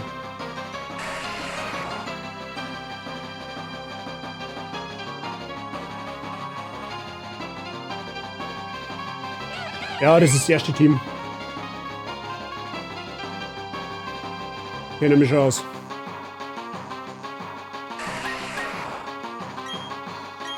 Ich hab keinen Bock, dass er irgendwie Stealth Rock oder Sandsturm oder so einen Scheiß macht.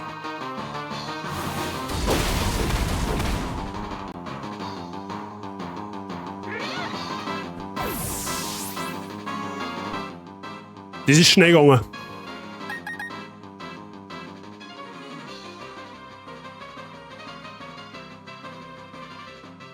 Das ist schnell gegangen.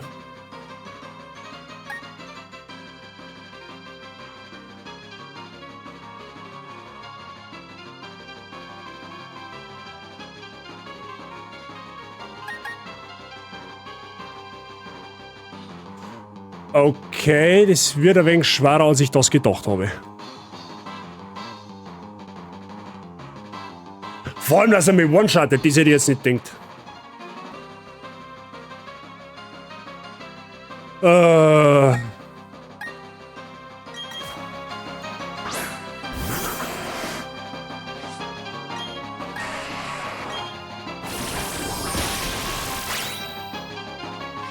So, die Robustheit, okay?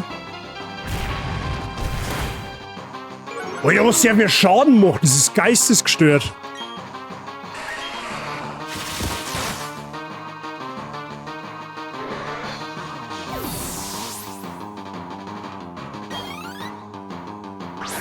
Liliep. Ich vermute mal, es macht einen Giftangriff.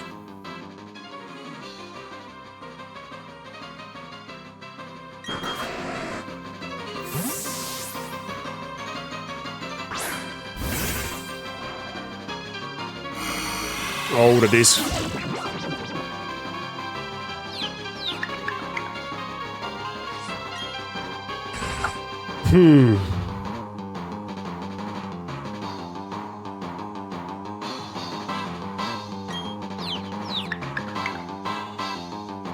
Ja, ist war klar.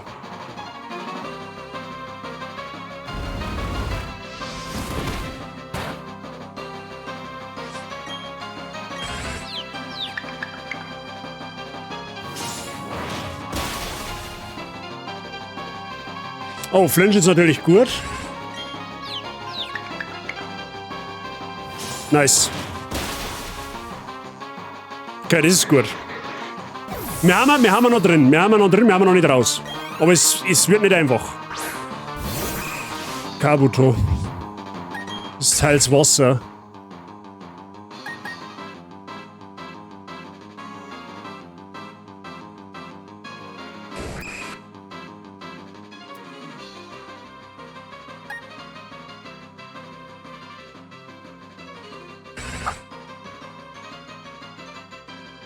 Die kennen alle Felsgrab.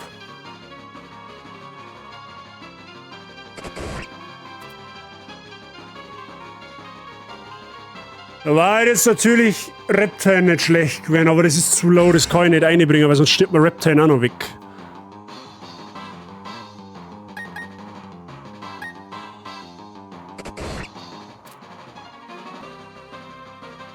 Man könnte zwar theoretisch mit Optimus Prime drin bleiben, aber...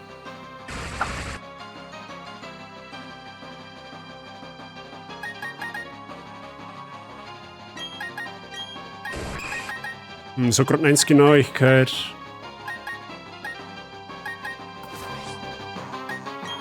Allerdings es war jetzt eigentlich dumm, da jetzt Momentum zum Opfern.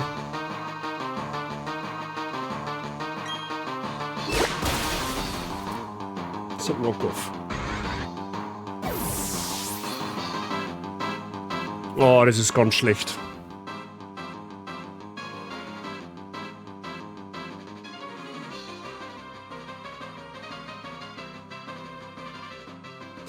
Okay, ich hab den Hack massiv unterschätzt.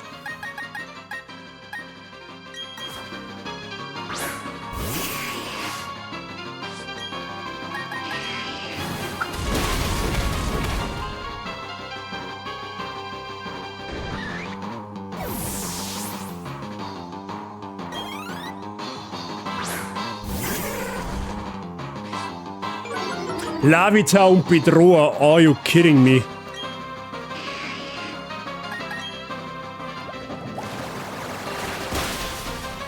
Okay, ist da One-Shot?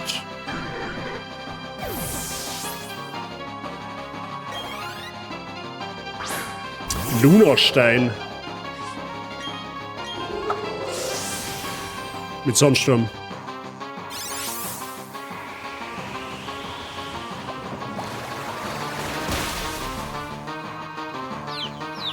Okay, Verwirrung ist nice.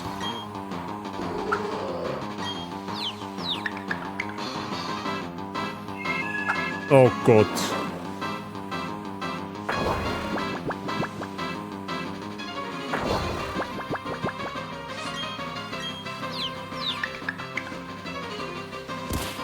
Ich will gerade sagen, kannst du dich auch mich selber hitten?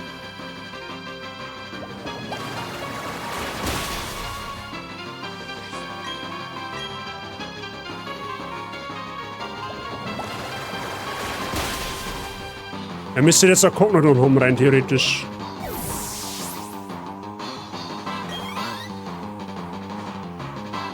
Ja. Das ist sein Ass.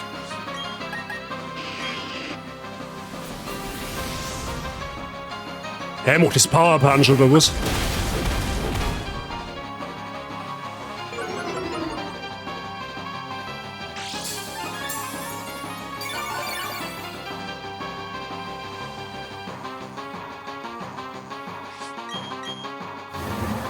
Hä, das ist immer nur schneller. Holy shit.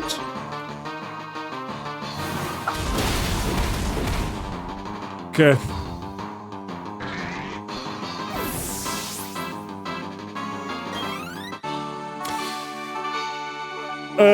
Okay. Wir haben... Wow.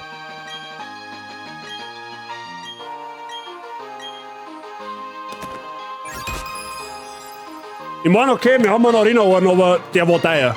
Der war richtig teuer. Am allermeisten... Ich mein, Pampyro verlieren, okay, aber Tunnel verlieren, das tut richtig weh. Pampiro verlieren tut richtig weh. Tunnel verlieren tut richtig weh.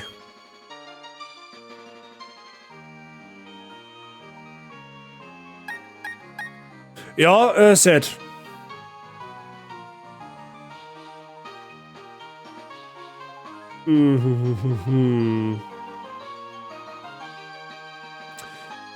Gut, wir haben es leider nicht Deathless geschafft.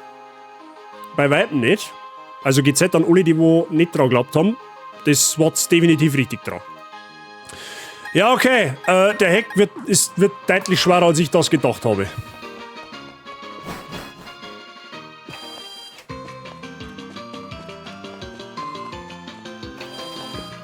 Schade. Wie gesagt, dass wir Pampyro verlieren, ist jetzt, sage ich mal, verkraftbar. Aber er tut, also Tarnhell tut halt, also das tut halt schon böse weh. Das tut, Tarnhell tut halt schon, da blutet mein Herz.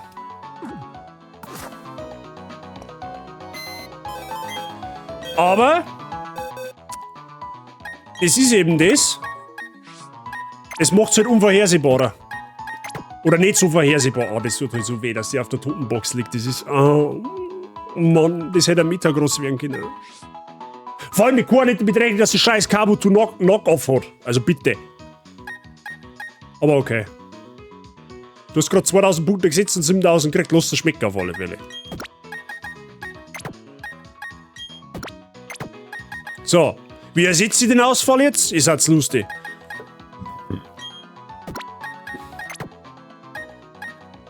Und wir Kadabra mitnehmen, was brauchen wir noch? Feuer-Pokémon brauchen wir auch noch, oder? Ja, nehmen wir mal Glutexo mit. Was ist Knock-Off? Abschlag. Das Viech Kabuto hat Abschlag können und das hat mich komplett. Das hat mich komplett überrollt, weil das habe ich nicht gedacht, dass das kommt.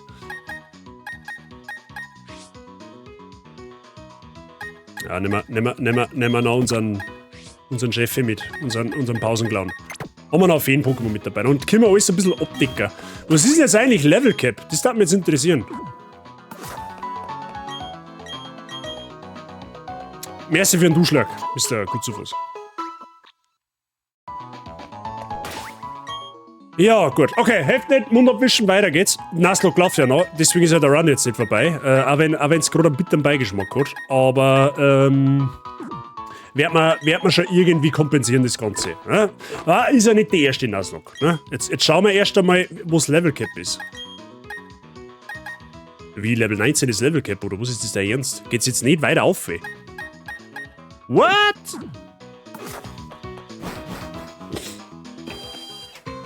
Aber warte mal, da war doch so einer OP, der wo noch irgendwas für uns hat, wenn wir einen Orden kriegen, oder?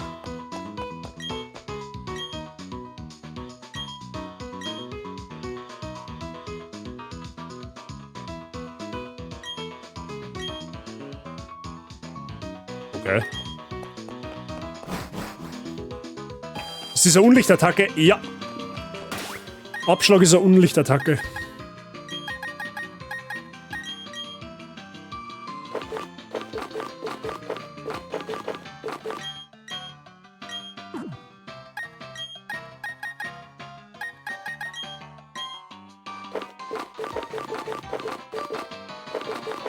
Gerade sagen wir aber doch noch Holzkohle. Gut, was ich dir gebe, weiß ich nicht. Na gut, gehen wir weiter.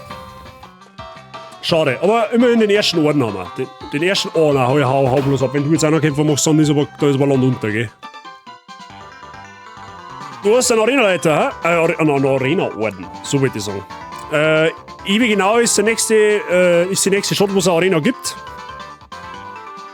Und ja, über 200 sind, da wollte ich eigentlich entlang gehen, ist aber mit dem Rall nicht gegangen. Da braucht man Rall, dass man aufgeht. Theoretisch kann ich das, theoretisch sogar schon auf, aber, ne? Durch die Kämpfe habe ich mein Team ein bisschen stärker gemacht und, ich gehe jetzt einmal durch den Wald und dann schauen wir mal, wie es sich entwickelt. Ja, gut.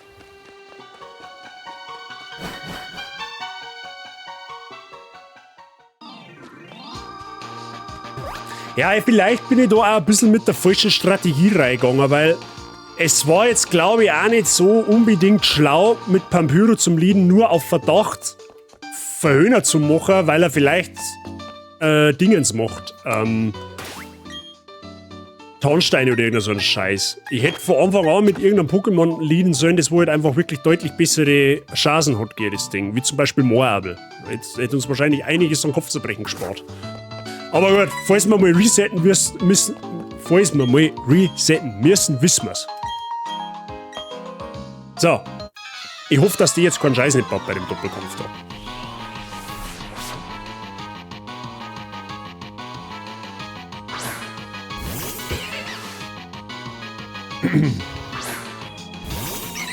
Weil ich mag ein Pipi haben. Pipi war richtig geil.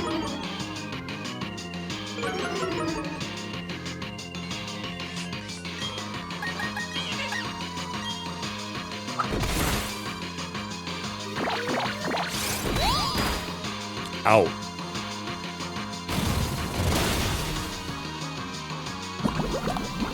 Herzlichen Glückwunsch, wird gleich mal instant vergiftet.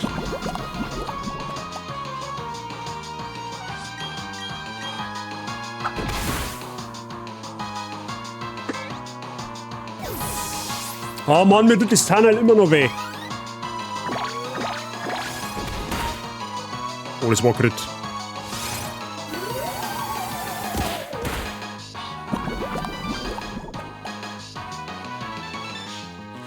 Gut, mein Staravia werde ich dann nochmal gekonnt auswechseln.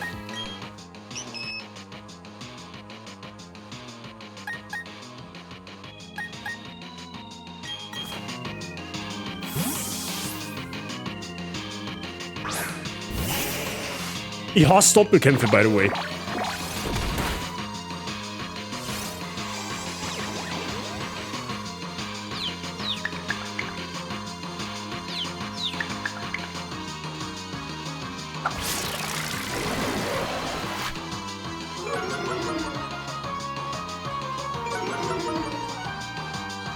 Gut, das hört mich aber jetzt. Was würde ich gerade sagen?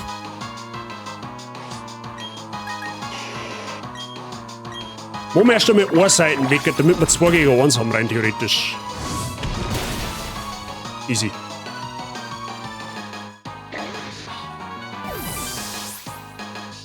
Also eigentlich hat der Arenaleiter gleich mal gedacht, voll dann ja genau. Der hat mir zugegebenerweise ein bisschen hart angefasst, ne? Aber ist okay, Das ist jetzt passiert. Wir wissen, wir dürfen in dem Hack darf ich auf keinen Fall irgendeinen Arenaleiter unterschätzen, weil das geht ganz gewaltig schnell böse nach hinten los.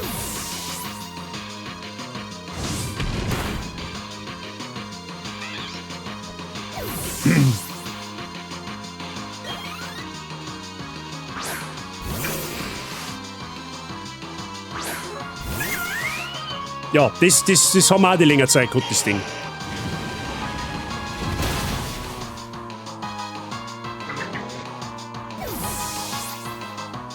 Gut.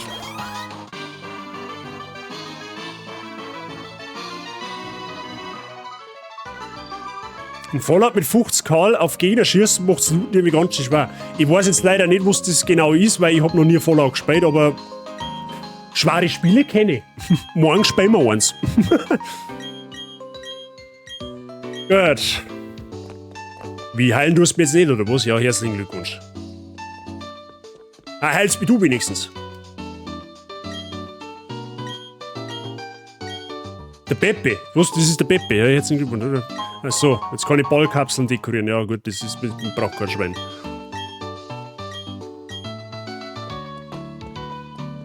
Gut. Dann heile mich halt selber.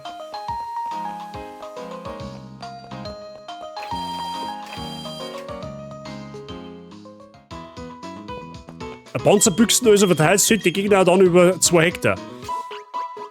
Ja gut, okay, wenn du dann wieder einmal um die ganze Welt rennen musst, um Gegner zu töten, die du dann looten kannst, ist das, ja, das ist ein bisschen hinderlich.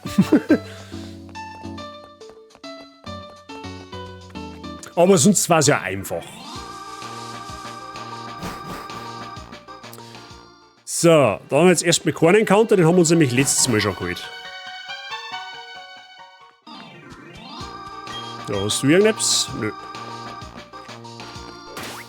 Die schaut aus wie so eine Aroma-Lady, wie wenn die Pflanzen-Pokémon hätte.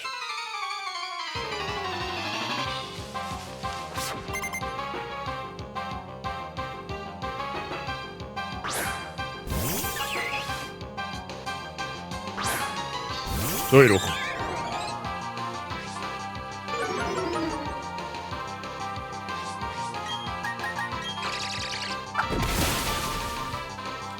Okay. Gut, der Crit, der war jetzt nicht notwendig, weil das Vieh war da so gestorben, aber naja.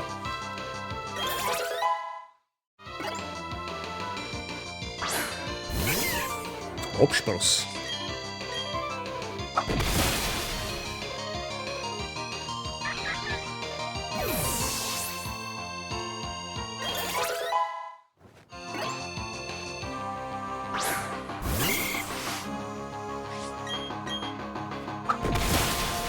Bitte nicht paralysieren. Dankeschön.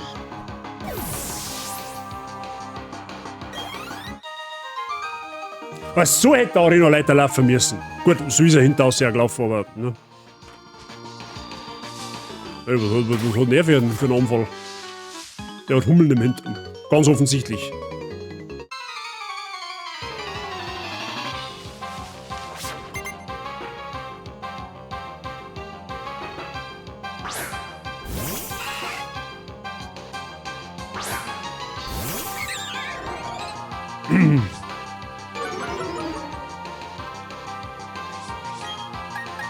Wobei mir jetzt gerade einfällt, für den zweiten Arena-Leiter war man rein theoretisch jetzt auch gar nicht schlecht aufgestellt. Wir haben einen Papinella, wir haben einen Golbat, dann hoffentlich. Wir haben einen Staravia. Muss jetzt nichts Schlechtes das heißen. Ja gut, was halt uns bis dahin noch stirbt, das ist natürlich wieder auf einen anderen Zettel, aber ne? Es hat der Pikachu auszeit von ihm.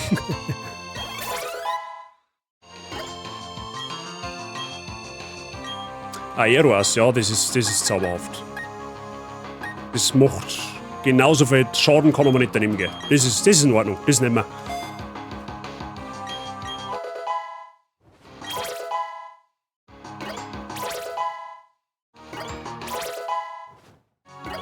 Jetzt geht's aber ab da.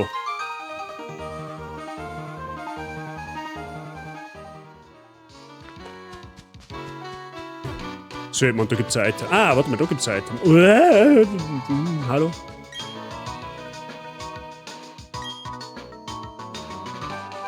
TM78. Was ist das schon wieder? Ah, das ist. Okay, ja gut, das ist null. Das. Okay, ja, passt. Nehmen wir. Nehmen wir. Da haben wir uns nicht runter. Ja, das ist ein Doppelkampf. Wie Teufel.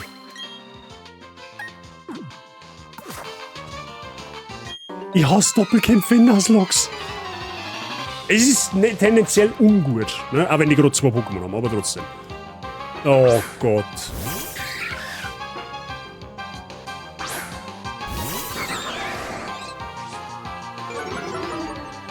Gut, es ist jetzt offensichtlich, worauf es hier geht.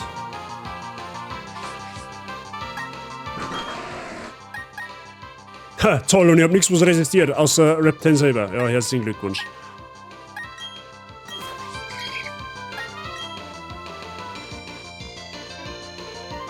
Plusel ist, glaube ich, das, was supportet, wenn man nicht alles täuscht.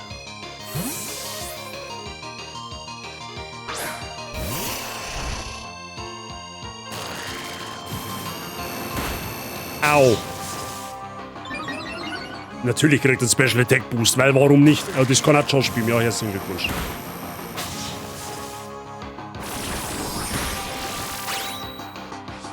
Oh oh. Well, fuck. Ich glaube, die zwingen uns.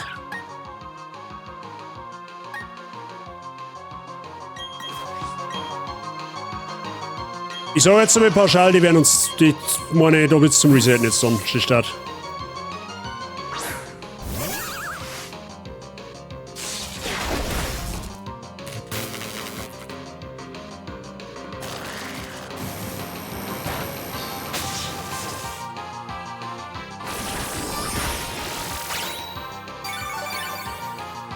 Warum? Das ist brutal, was die aushalten. Das ist gestört.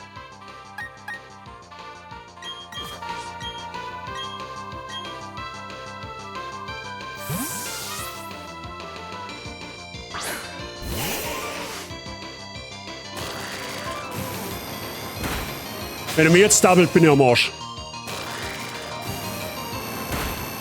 Okay, gerade noch.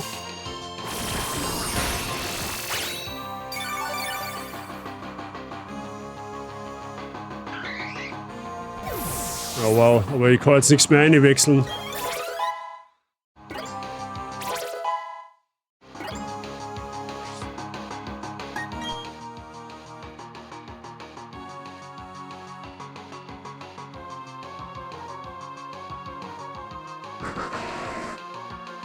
Oh.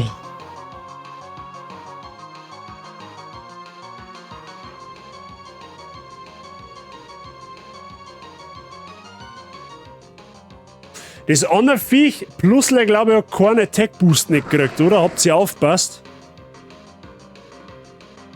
Hat das einen Attack Boost gekriegt?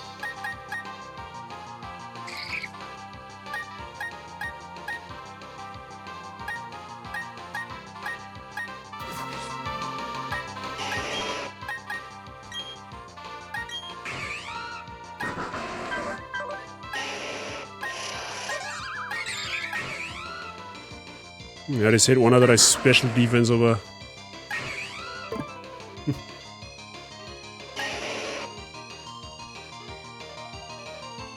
Gut, Staravia macht keinen Sinn. Ich muss irgendwas einwechseln, was dann auch angreifen kann, aber... Oh.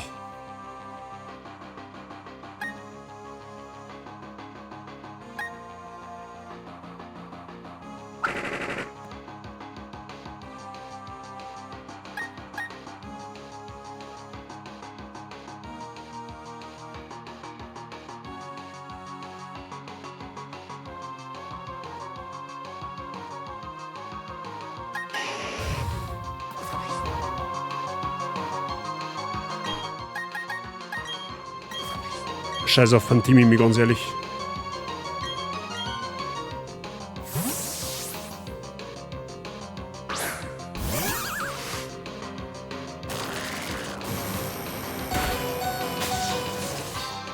Na, und jetzt kriegt es einen Special Attack Boost und jetzt kriege ich langsam ein Problem.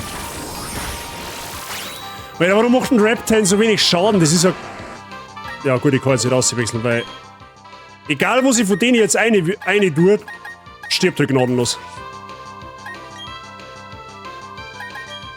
Das heißt, die werden Phantimimi abwerfen, weil sie nicht hilft. Skill Swap.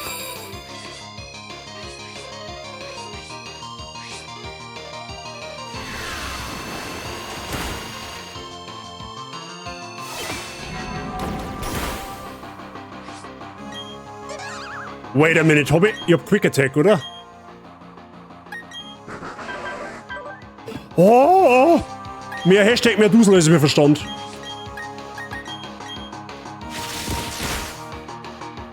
Oh mein Gott, Alter, was ist... Boah, leck. Das grenzt jetzt an einem reiner Wunder, dass ich da ohne Verlust rausgekommen bin. Aber warum macht Reptile so fucking wenig Schaden? Da hab ich mit Shell Terra noch mehr gemacht. Oder Shell Karain.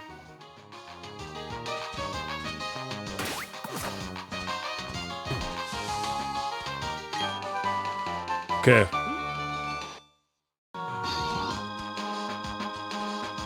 Reiner Wunder, es ist ein reiner Zufall, ja, geht der Bruder davor.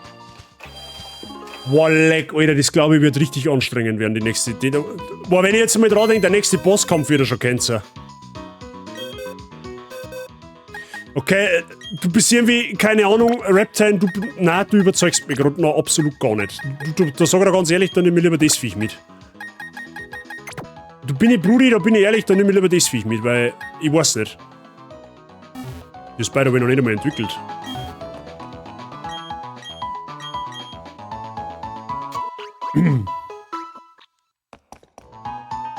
Kriegen wir da wieder Starter-Pokémon? Normal schon, oder?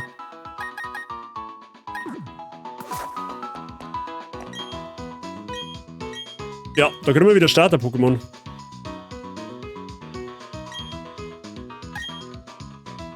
Das ist Chimmen, Giffard, Featherbatch, ja. Hä, was? Das ist doch der Federorden, oder nicht? Wait. Frau, nerv mich nicht! Nein! Immer noch nicht! Jetzt, als ob es jetzt kein Orangen Aprikot in der Johto-Region. Ich hasse die englischen Fragen. 3-mal nein. Nein. Ja, gut, herzlichen Glückwunsch. Und jetzt selber drauf kommen, dass die Fragerei nicht wirklich das Gelbe vom Ohr ist. Da kriegen wir die Johto-Starter. Und die wird potenziell ein Feen-Pokémon. Also, Megania dann später mal irgendwann, so jetzt, was überhaupt so weit kommen.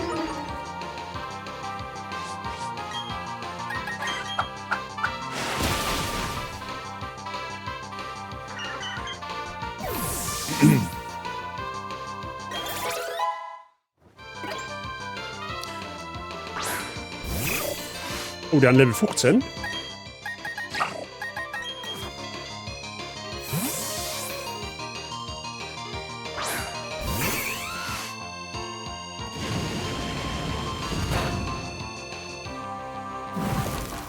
Ah, die da unten war auch alles, gell?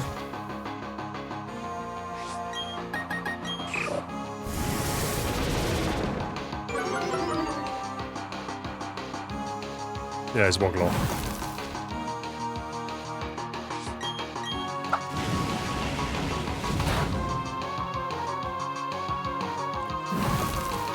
Oh, das ist ein ganz schlechter Tag, um zum Nasslocken bei so Baby.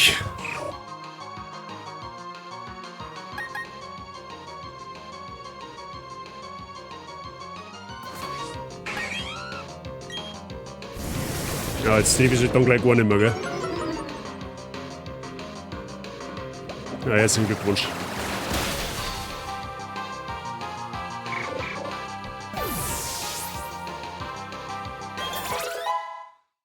Okay, Level 19 ist wirklich Level Cap aktuell. Der Bubble Beam macht mehr und verlangsamt, okay. BW, gut zu wissen. Alter, ohne Witz, du hast gerade einen absolut intensen Doppelkampf verpasst.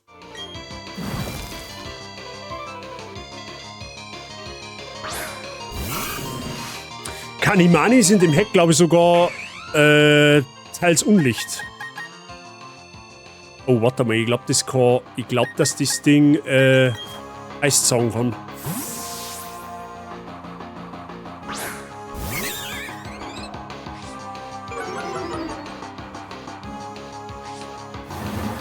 Scary Face, okay.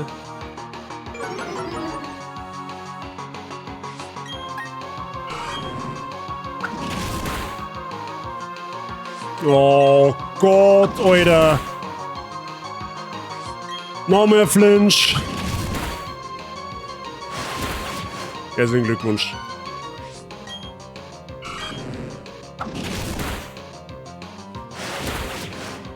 Ja, RNG ist halt absolut gegen mich, merke ich.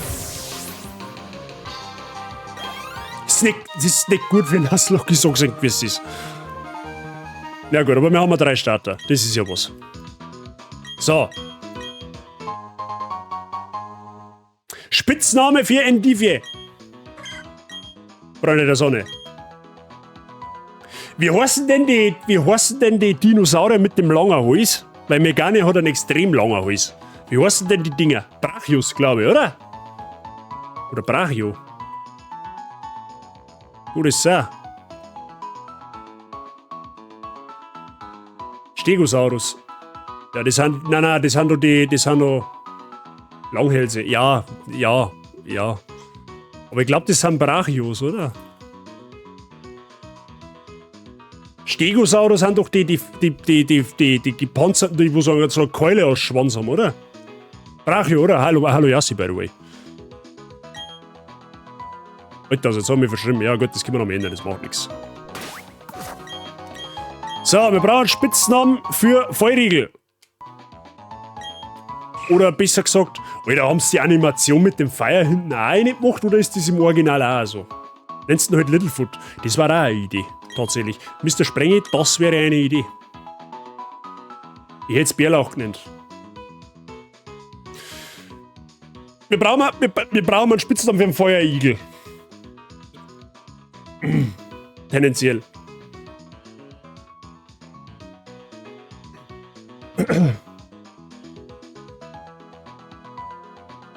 Sonnenbrand.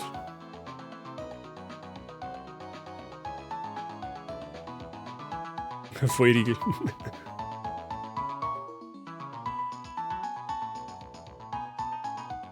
Voll. Was hältst du von Sonic? Weil Igel ist zwar jetzt kein blauer Igel, nicht, aber Feierschuss.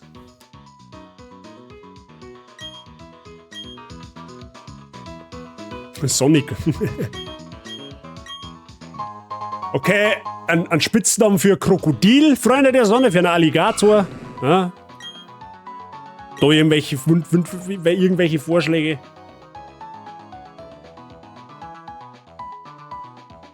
Dundee.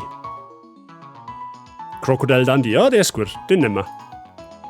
Das ist sowas, Freunde, sowas brauchen wir. Alligator. Ja, gut, nein, mit dem Sänger kann ich mich nicht identifizieren. Das ist, nein. Alligator. Aber Dundee ist cool. Das ist jetzt, Freunde der Sonne, so in die Richtung müssen wir gehen. So, jetzt schau, wahrscheinlich kann sie alle 3 wieder für die Tonne, weil das Wesen nicht passt, oder? So. Minus Speed plus Special Attack. Gut, das muss nicht schlecht sein. Vor allem, weil der Attack-Wert halt einfach gnadenlos her ist. Aber okay.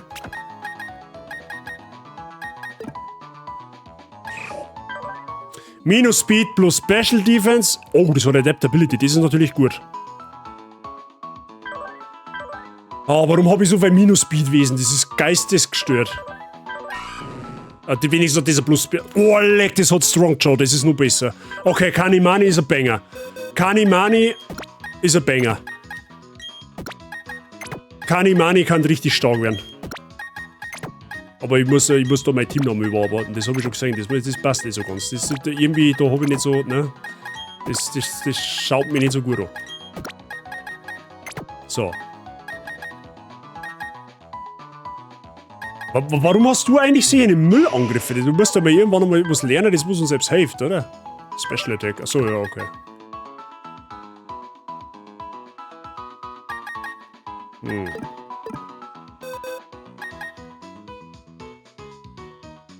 Mann, mir tut immer noch der Tod von Tarnhell weh. Er war so jung. Aber gut, jetzt hilft es ja nicht mehr. Jetzt passt's auf. Wir nehmen jetzt, ganz ehrlich, wir nehmen jetzt Dirt hier mal mit, weil theoretisch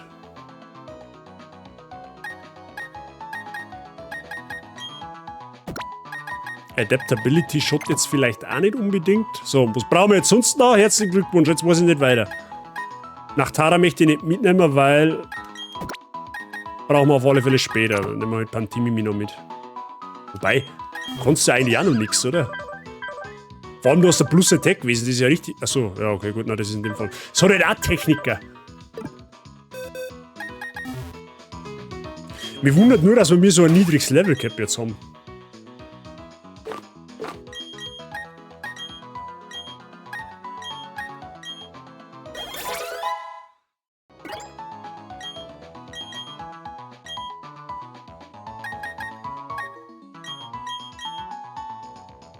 Müssen sie theoretisch jetzt auch noch entwickeln? Ja, gut. Wenigstens da haben wir eine Entwicklung drin. Vollregelname Grisu. Grisu? Wir haben 2 Feuer, Pflanzen und Wasser. Ja, das ist, weil du die ganzen Starter noch geworfen kriegst.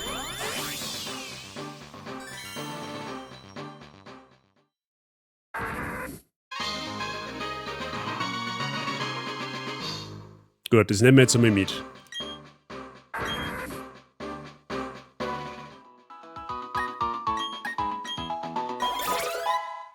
So, jetzt schauen wir mal, ob das Ding... Oh, Eiszahn, das ist gut, weil die Fähigkeit Steinkiefer, glaube ich, heißt die auf Deutsch, verstärkt Angriffe, die wozu... Also bis Attacken sozusagen. Also bis Knirscher, Eiszahn, Feuerzahn, Donnerzahn, lauter so Psychobeißer, das wird alles verstärkt. So, bis kannst schon. Scary Face brauchen wir, glaube ich, jetzt. Ja, doch, wobei, schaut nicht.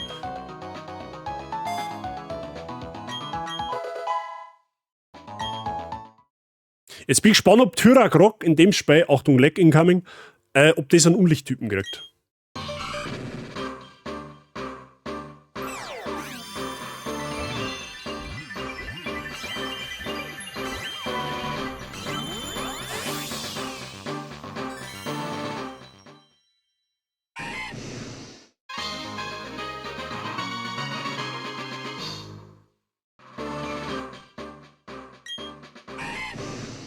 Es wird tatsächlich zum Unlichttypen. Nice.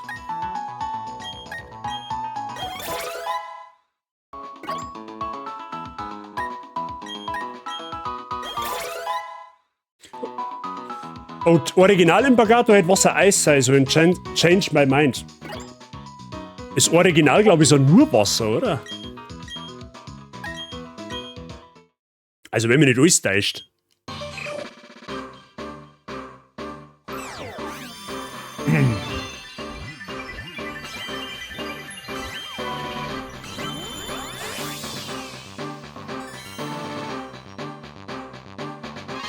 Jetzt bin ich mir sogar ziemlich sicher, dass die Feueranimation von dem Igelava eine animiert haben, weil ich glaube, im Original ist das Viech pudelnockert.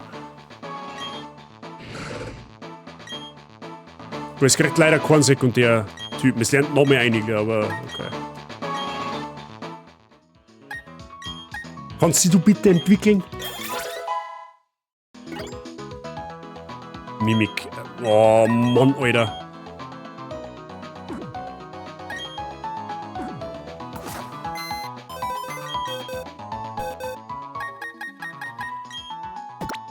Ja, das Viech hilft uns noch nicht so wirklich.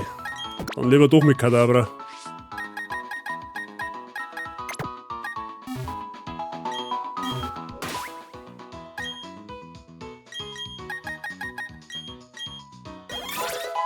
So. Aussetzer. Herzlichen Glückwunsch.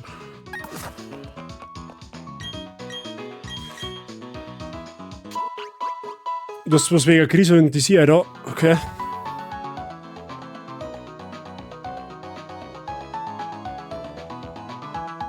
Ah, okay. Griso, der kleine Drache.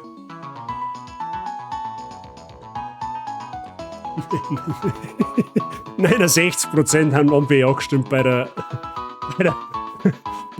Umfrage vorher. Da hat aber leider die Kraft des 69 leider nichts mehr geholfen.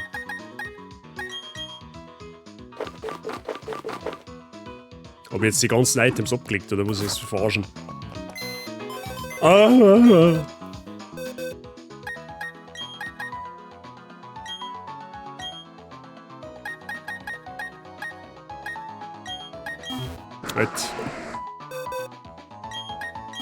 Na, lass mich doch einfach das Item nehmen. Was ist mit dir?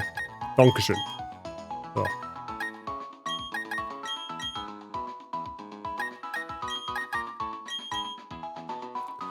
Okay. So, Items neu verteilen. Dann gebe ich dem das Muskelband, weil verstärkt mit Stein, Titan, Kiefer, keine Ahnung. Du brauchst kein Item nicht, glaube ich. Ist das, glaube ich, ist Tyrakrok gar nicht schlecht, was Damage-Potenzial angeht, wenn du mich fragst.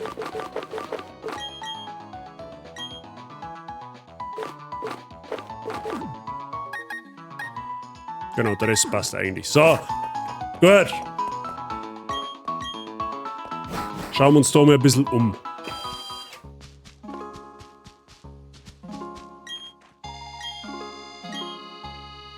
Okay.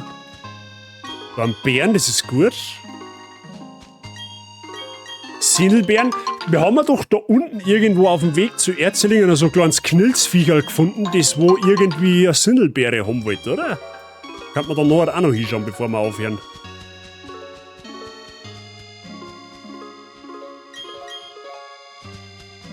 Okay, da stehen die ganzen Rippen umeinander. Scheimin war auch geil. Scheimin war OP. TM40, okay, was ist das? Aeroas, okay, ja gut. Aeroas als TM. Ah, hab ich leider nicht. Wieder Ingame Trade.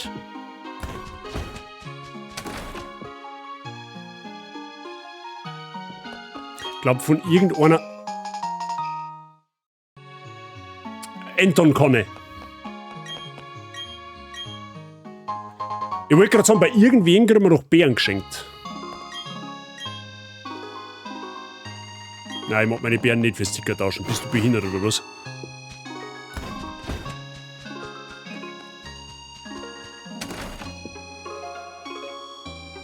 gut, aber zumindest kriegen wir einen neuen Encounter.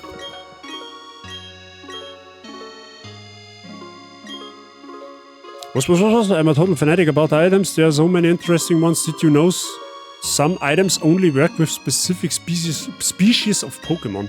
You can show me a Pokemon that can use a special item like that. I will share that special item with you. Oh, okay, also Entwicklungsitems. Wait, wir haben doch... Moment einmal. Wir haben doch irgendein... Haben wir nicht Stern, du, das wo sie mit einem Entwicklungsitem entwickeln kann? Wait a minute. Let me see. Okay, das entwickelt sich nicht mit Entwicklungsstor. Das da unten haben wir schon. Also wenn ich es jetzt richtig verstehe, gibt uns der Items, wenn wir einmal Pokémon sagen, was sie mit Item entwickelt. Moment. Ich gucke.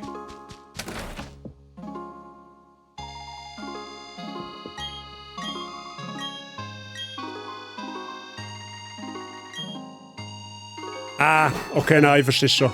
Da geht es quasi um so Pokémon wie keine Ahnung, Kugelblitz von Pikachu, glaube ich, irgendwie sowas.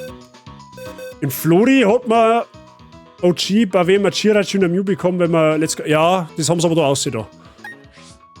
Aus welchem Grund auch immer, keine Ahnung.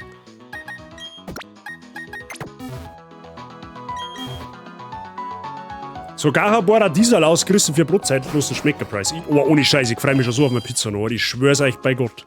Ich werde da feinsten Food noch halt ins Discord stellen. Gnadenlos werde ich das vor Pfirsich rotzen, ne? Aber jetzt haben wir noch in der Nase, gell? Wir kriegen da auf alle Fälle einen Encounter. Das ist ja auch schon mal was, ne? Können wir uns da auf alle Fälle einen neuen Encounter holen. Den holen wir uns aber im Kraftwerk in der Hoffnung, dass wir Elektro-Pokémon kriegen. Und da haben wir noch, natürlich auch wieder einen Bosskampf, der wahrscheinlich wieder nicht ohne wird. So. Valley Windworks. In der Theorie gibt es da Elektro-Pokémon zum Fangen. In der Theorie heißt es auch, dass ich da lieber mal Pflanzen-Pokémon für tue, weil weißt du warum. So, schauen wir mal, was wir da kriegen können. Achso, ich sollte vielleicht einen Schutz ausschrecken, gell? Das war... So, bitte gib mir irgendwas Brauchbares. Bitte gib mir jetzt nicht nein, sag's nicht, weil sonst schenkst du es gnadenlos. Ja, okay. Es ist potenziell ein schnelles Pokémon, ne?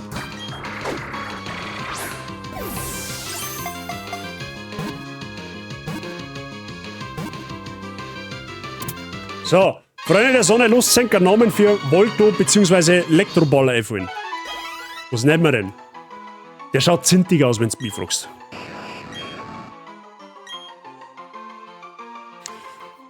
Namensvorschläge bitte in den Chat. Was nehmen wir?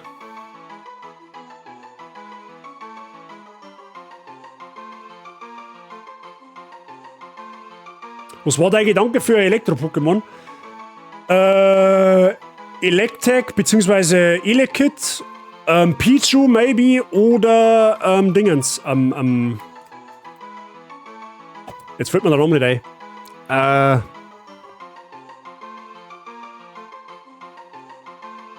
Jetzt fällt mir der Name nicht ein. Ein Pokéball.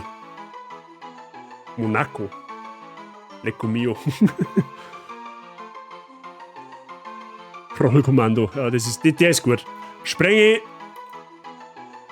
Den nehmen wir. Rollkommando nehmen wir. Gut, dann haben wir da auf alle Fälle das einmal drin. So, die anderen zwei Kutenbrunzer da drin, die kommen wieder mit Gift- und Unlicht-Pokémon daher, oder? Das heißt... Machen wir es einmal ja so. Landmine.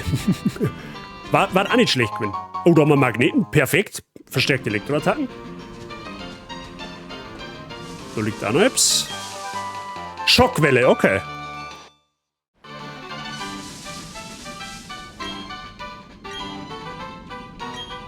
So, der mag jetzt kämpfen, dann verrammelt er sich und dann müssen wir quasi wieder zurück nach Flori und in der Hoffnung, dass wir dann den Schlüssel kriegen rein zu. Aha, da haben wir schon Unlicht-Pokémon. 6 ist da.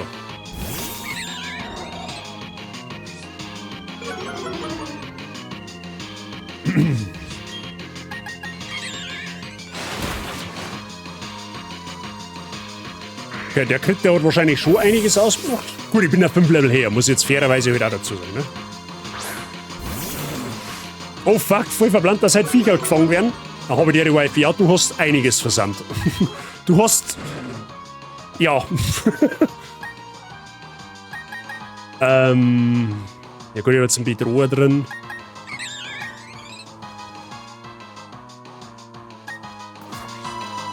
Ja, ist fein.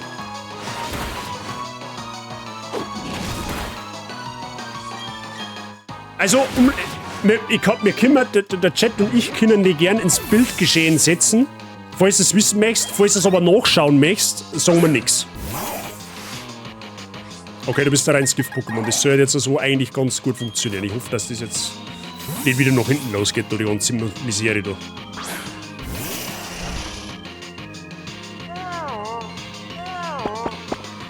Ich schau noch, okay. Dann halten wir uns, was Infos angeht, bedeckt. Wifi, wie geht's da?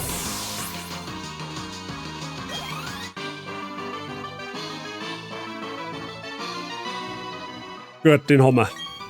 So, der Brudi da meint das jetzt ganz schlau. Er sperrt sich jetzt da hinter rein, dass wir da nicht rein können. Sperrt dir zu.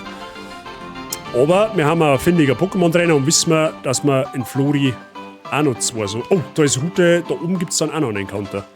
Theoretisch. Aber da gehen wir erst hin, wenn es soweit ist. Samstag Party habe ich nicht auf den Schirm gehabt. Ja, ich auch nicht. Ich sag das, wie es ist. Es ist für mich genauso ungewohnt wie für alle anderen auch. Ist das nicht Psycho? Was ist nicht Psycho? Ist aber ein bisschen großer Scheißtag. Aue. Dann zurücklehnen, die Atmosphäre und die Show genießen und dann wird es schon werden. Also ungefähr eine Stunde bin ich auch noch da. So. Spoink war Psycho, ja. Schluppuck ist Gift. Vor allem, wir hätten so viele gute Items, aber wir können nachher Nutzen nicht draus ziehen. So. Ich vermute mir, dass dieser Doppelkampf wird. Und Doppelkämpfe haben wir... Ja, natürlich wird dieser Doppelkampf.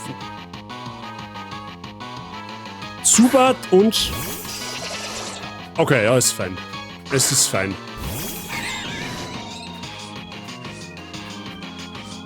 Okay, Zubat kann man Angriff nicht senken, weil es innerer Fokus hat. Gut, das schießt so mal ins Nirvana und da machen wir einen Strong Jaw geboosteten mit Muskelband geboosteten Eiszahn auf Zubat. Oder auch nicht. Okay, kein Meter überlebt das. Schluckpuck und Schluckweich, richtig perverse Namen, ja. Oh, Käfer ist jetzt natürlich auf uns ein wenig gefährlich. Weil wir jetzt natürlich teils... Unlicht haben. Müssen wir auf den Schirm haben.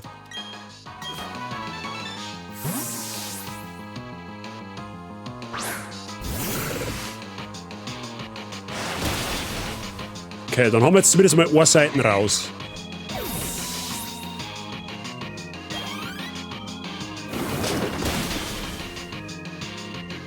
Okay, das war Crit, das hat jetzt aber nicht so viel gemacht tatsächlich.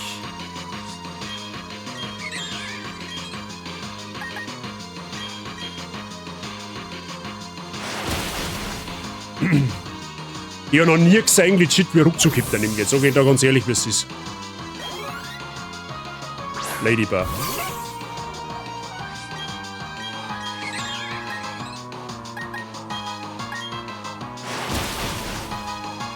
Okay, der Kampf, der war jetzt relativ clean.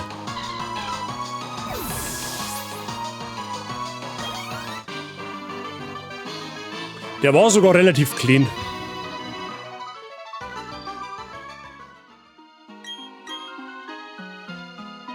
So, der Bursche da, der gibt uns jetzt normalerweise erstens einmal den Schlüssel, den wir für das Kraftwerk brauchen, und zweitens einmal gibt uns der, glaube ich, sogar Honig, wo wir Honigbäume einschmieren können. Genau.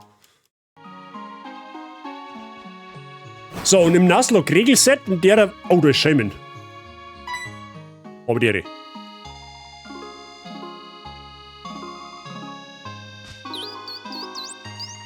The Pokémon seems to be sniffing your bag. It seems interested in the honey you just obtained. Would you like to give the Pokémon some honey? Klar. Vielleicht kriegen wir ja irgendwann Shaymin. Lucky Egg. Okay, das erhöht Erfahrungsgewinn. Gut, brauchen wir jetzt in dem Hack per se nicht, weil wir ja die unendlichen Candies haben. So, da steht ein Honigbaum, die haben in ganz Sinnoh verteilt. Und da können wir uns einen statischen Encounter holen. Und laut Regelset sind statische Encounter einmal jeweils fangbar. Ja? Darf ich also einmal zu meinem Vorteil nutzen. Und das werden wir jetzt auch gleich einmal machen.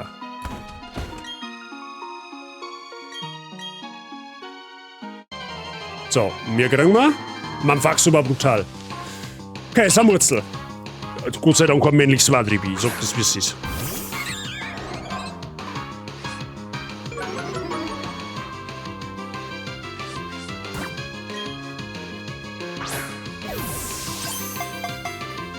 Auch auf Fluten? Ja.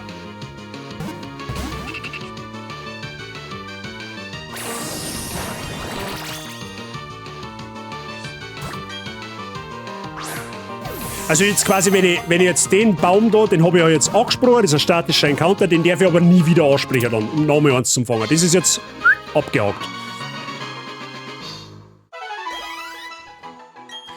Aber gut, Samurzel nehmen wir mit.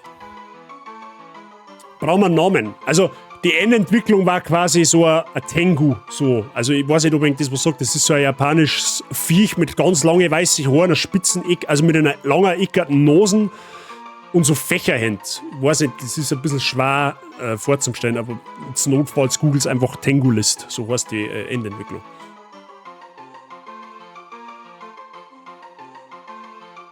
Also Route 208 von vorher einen statischen und einmal Angel oder groß.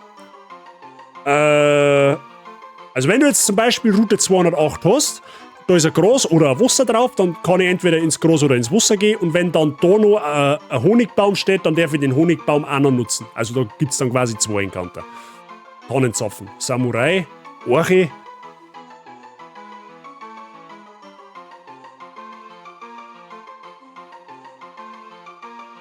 Nehmen wir Eichelkönig, weil das ein bisschen, ne, für die Zweideutigen unter uns.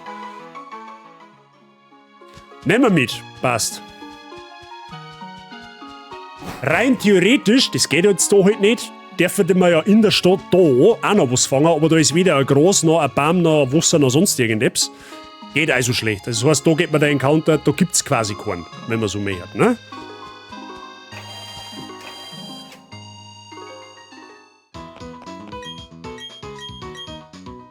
Orchelkäse oder so, ja, Orchelkäse. Das Ding ist, das bleibt ja nicht so ein Orchel, das entwickelt sich ja weiter. So. So, das ist jetzt Route 205. Ich will nur mal schauen, was... Kann ich überhaupt schaffen gehen? Da, das ist jetzt zum Beispiel das perfekte Beispiel. Da ist dann... Warte mal. Da war der Encounter... das ist Valley Windworks, das ist eine andere Route, und Route 205. Da haben wir jetzt das Beispiel. Kann jetzt entweder angeln oder ins Gras gehen oder halt dann, und dann halt zusätzlich noch den Honigbaum anschmatzen. Das darf ich tun. So. Jetzt fällt der andere gleich aus alle Wolken, weil ich jetzt ja einen Schlüssel habe und da reinkomme. Mr. Saijing, Sie dürfen eine Vorhersage vorbereiten. Weil auch hier drinnen gibt es wieder einen Bosskampf und der wird ekelhaft. Kann ich jetzt schon mal sagen, dass der nicht zauberhaft wird.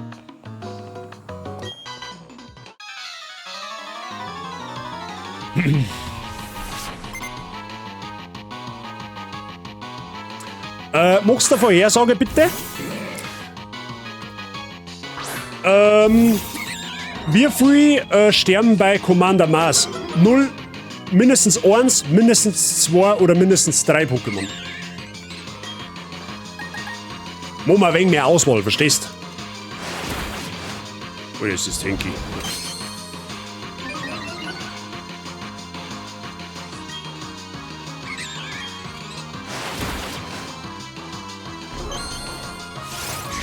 Von deine? Ja, von meine natürlich.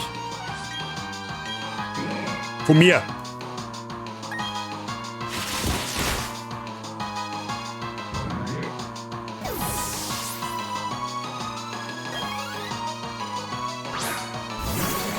Okay, das ist Smog-On.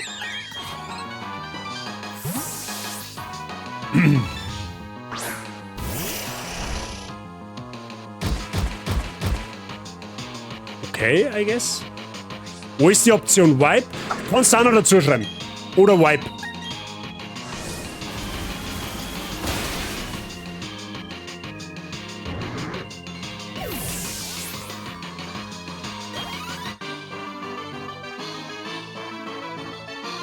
Gut. Irgendwie sagt man, dass ich glaube, Kadabra kann in dem Kampf richtig gut werden. Also in den Abschnitt da richtig gut werden. Nein, ich sage einfach nichts mehr. Das habe ich vorher auch gemacht.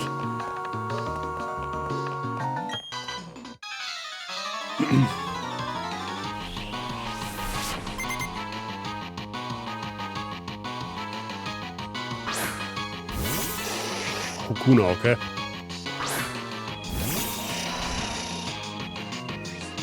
Ganz ehrlich, ich trau dem Viech nicht, dass das nicht nach Käferbiss kommt, weil, na, lieber nicht.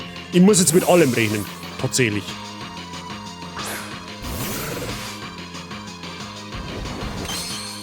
Ja gut, es war gut für mich ausgegangen, aber, ne?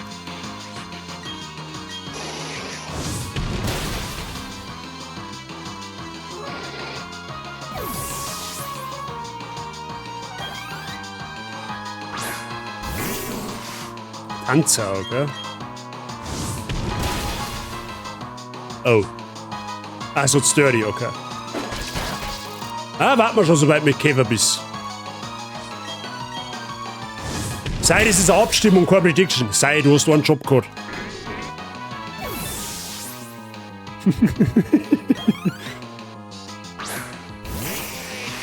Moment, die löscht den Schmarrn. Was, das sind Profi-Mods, ne?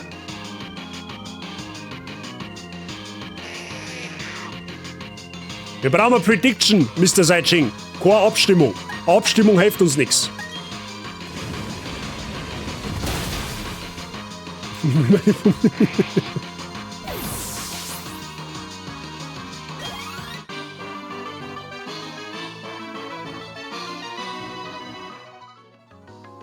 Fuck, yo wait.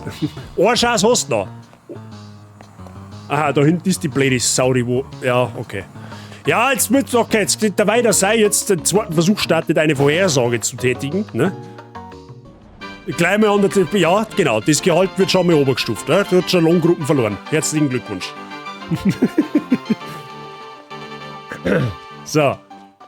War jetzt heute eh noch nicht anstrengend, nur aber machen wir halt jetzt noch mehr einen Bosskampf. Weil warum eigentlich nicht, ne? So. Gehen wir mal auf den Peppi sein. So, jetzt pass auf, Obacht. Jetzt da müssen wir mal schauen. Jetzt tue ich mal pauschal wieder alles außer, was uns jetzt. Ne? Und dann schaue ich ins Spreadsheet, was die möglicherweise für Pokémon hat, und dann versuche ich wieder ganz übel irgendein Team einzubauen, das wo dann wieder komplett reinscheißt, wahrscheinlich. So, jetzt pass auf. Spreadsheet wo? Spreadsheet ist da. Passt. Wir brauchen jetzt den Bosskampf. Commander Mars müsste das rein theoretisch sein, wenn mich das täuscht. Ach, der hat noch ein Team? Ja, besser so für mich. Oh, wenn ich das Viech schon sage, dann wird... Oh Gott, das wird so kreislig. Das wird so kreislig. Oh Gott, wird das kreislig. Na. Na.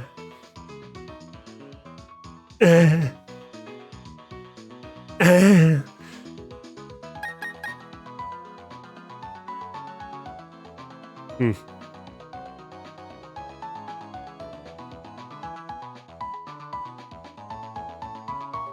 Du bist beim Kopf zum Zusammenbacken für morgen. Ja, okay, das ist ein bisschen entschuldigt, ne? Ja.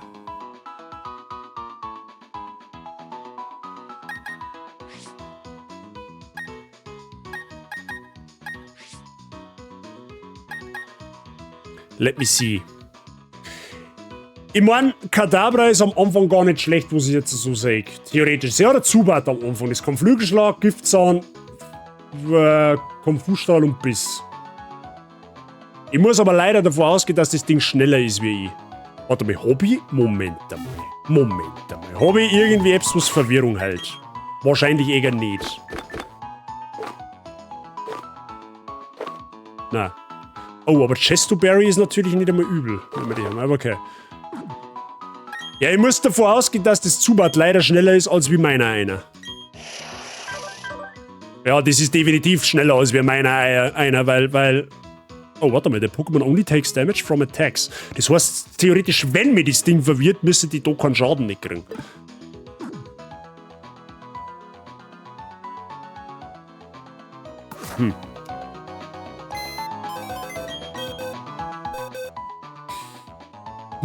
Dann hast du ein Bronzel, ein Yanma und... Oh, das Pyragli wird so ekelhaft, ich sag's irgendwie, es ist... Okay, mehr kann man da mit Feuer-Pokémon tatsächlich relativ viel Reißwort. Ball, Rash Nature... Plus Special Attack minus Special Defense ist okay. Soundproofing gives the Pokémon full immunity to all sound-based moves. Okay.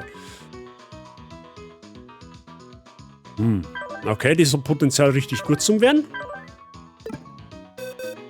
Und was haben wir noch angefangen? Das ist ein Murzel, meine ich, oder? Wo ist denn das? Das ist ein Murzel wo? Ah. Brave. Plus Attack, minus Speed. Warum habe ich lauter minus Speed gewesen? Ich verstehe die Frage nicht. Das war damals bei der Renegade Platinum Nuzlocke genau das gleiche. Ich habe immer lauter minus Speed Wesen gekriegt.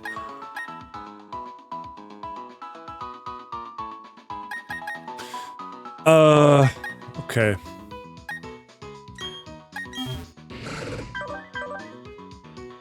Gut, Adaptability auf Eagle Lava ist halt strong as fuck. Kommt uns auf jeden Fall helfen. Aber gefühlt jeder Angriff von der oder jedes Pokémon von der hat irgendwie Konfusstrahl oder Hypnose oder irgend so ein Scheiß.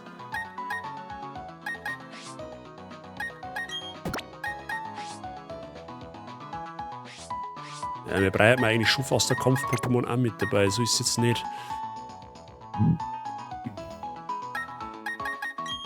Maybe Papinella?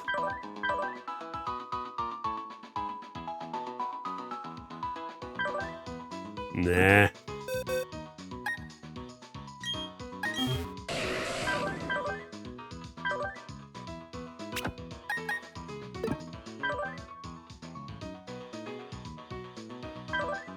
Bonita maybe.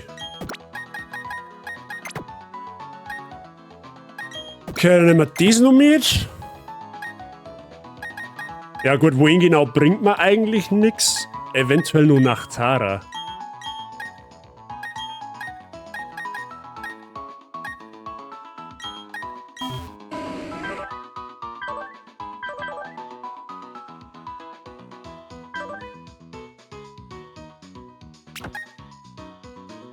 Das war eine Idee. Oh, nach Tara kann da tatsächlich gut werden. Nehmen wir Ami mit. So, dann haben wir noch einen Slot. Ah, blöd, dass wir noch die Level 21 haben, dann kann man Gyarados machen. Ich glaube, ich nehme sogar noch Gesteins... Ja, wobei, nein, das ist wasted, weil sie das auch noch nicht entwickelt.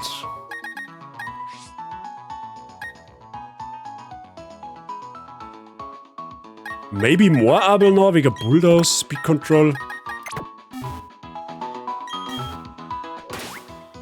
Okay, jetzt pass Obacht. Haben wir jetzt... Wir brauchen Chestoberry. Warte mal, das kann Hypnose, oder? Das scheiß Mistviech dahinter, oder? Ja, das kann Hypnose auf jeden Fall. Ich habe aber nur 2 Anti-Schlafbären. Okay, dann nehmen wir auf alle Fälle mal eine auf Axolotl und eine nehmen wir auf Luna, I guess. Weil Luna braucht jetzt nämlich das schwächen kann. Jetzt braucht man noch... Warte mal, Holzkohle brauchen wir auch noch. Moment.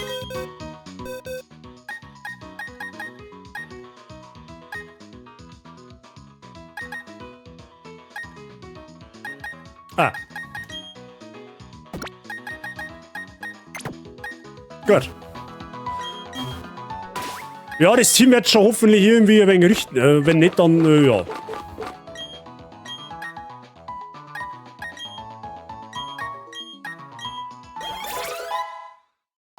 Ich merke gerade, ich habe einen Haufen.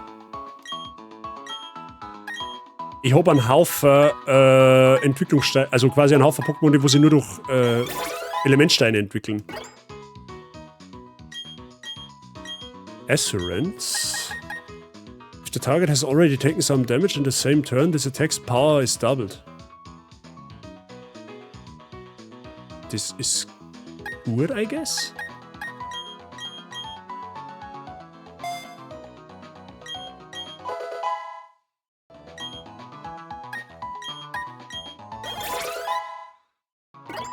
Ich meine, mir war es zwar lieber, ich hätte da irgendeine Beere, wo Verwirrung heilt, aber habe ich jetzt leider nicht.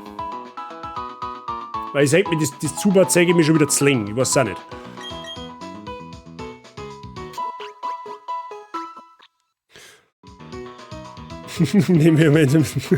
Ja, die Umf, die Vorhersage ist tatsächlich ein wenig ein Glücksspiel. Da hast du nicht ganz unrecht. So, Bosskampfzeit, Freunde der Sonne, weil haben wir noch nicht genug mitgemacht heute.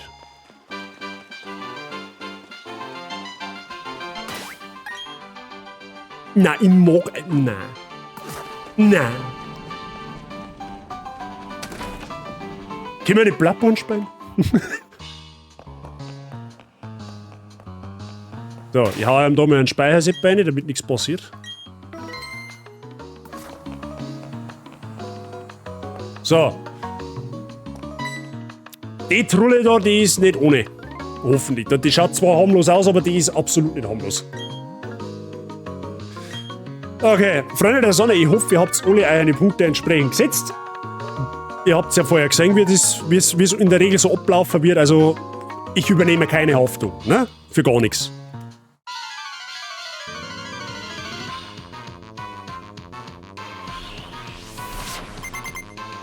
So.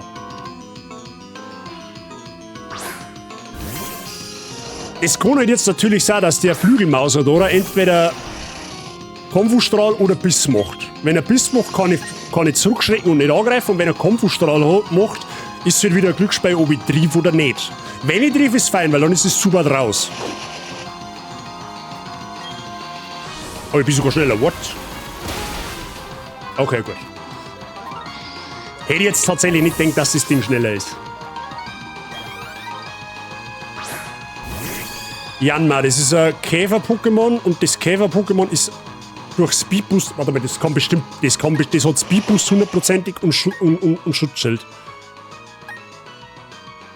Wait, aber das kann ich jetzt tatsächlich zu meinem Vorteil nutzen. Flame Charge. Ich kann mein Speed-Stat erhöhen.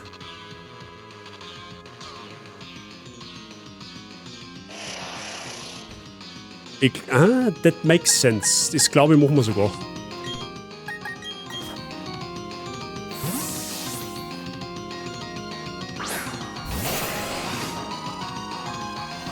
Liedschleife, okay, das ist fein. Speed Boost. Problem ist, dass das Ding jetzt aber auch schneller ist wie ich. Ich glaube, ich gehe direkt für Flammenrad, weil das sollte eigentlich ein One-Shot sein. Detect, okay. War mir schon fast klar. Typische Competitive Strat.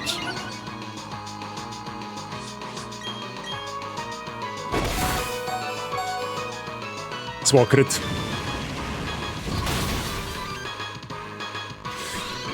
Okay. Gut, Ponito ist dann quasi raus. Bronzel. Das Ding ist ein richtiger Saftsack. Aber, jetzt müssen wir überlegen, haben Unlichtattacken auf Bronzel effektiv? Normalerweise schon. Das ist Stahl, Psycho, sollte eigentlich effektiv... Moment, aber hat das Ding Schwebe. Wenn das nicht Schwebe hat, dann war es eigentlich wurscht. Aber ich brauch nach Tara für das Purugly. Aber Hypnose müsste doch dann normalerweise, wenn ich jetzt rausgehe... Wait.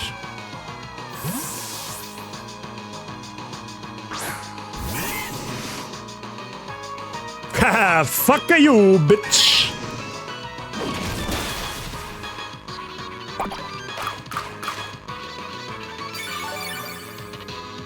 Schmiede Bleilstange aus dem Viech, aus dem mache ich ein Zahnradl.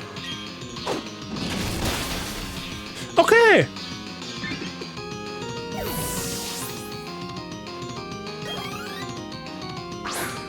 So, und das Viech ist unfassbar nervt. Erstens einmal hat es für alles eine Coverage.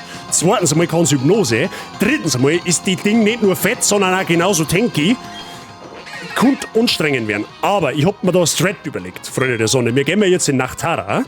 In der Hoffnung, dass das Scheißviech jetzt nicht unbedingt gleich Hypnose macht. Und falls es macht, habe ich eine Anti-Schlafbeere ausgerüstet. Und dann habe ich nämlich einen Prioritätsangriff. Das heißt, der kommt immer zuerst. Außer der Gegner hat Turbotempo, dann nicht. Aber wenn ich dann das schaffe, diesen Baby-Doll-Eye-Angriff einzusetzen, dann wird sein Attack-Stat um 2 Stufen gesenkt, was mir wiederum ein bisschen einfacher macht. By the way, falls das den Crit hat, Anti-Attack-Reduzierungen völlig irrelevant, weil der Crit ignoriert nämlich das. Aber fette Mieze, derer muss man schon irgendwie ein wenig dagegen gehen. Das ist ein potenzieller Run-Ender, by the way.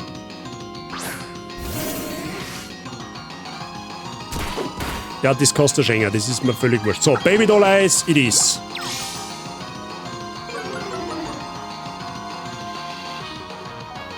Ja, das wird nicht funktionieren. Er sinkt by the way gerade um Ohrstufen, sage ich gerade. Das Ding hat Fassade.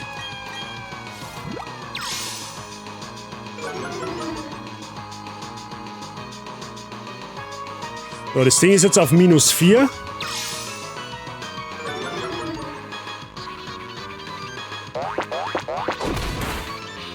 So, das Ding ist, glaube ich, sogar schneller wie ich. Ja. So, und jetzt wird Esserance der Schaden verdoppelt.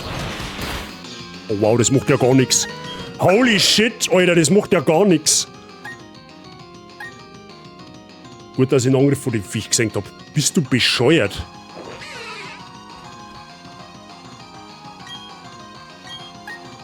Da geh lieber den Axolotl rein, ich sag dir, wie es ist. Das ist ein Panzermieze, Alter. Ja, gut, dass ich Anti-Schlafbeere hab.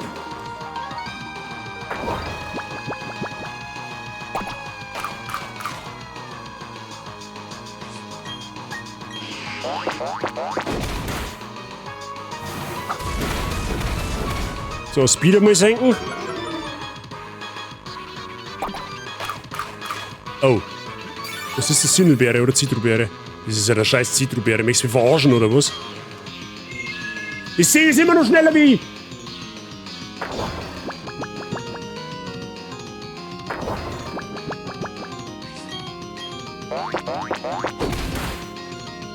Ohne Scheiß gut, dass ich den Angriff von dem Viech gesenkt habe, weil das darf uns gnadenlos slayen, das Viech.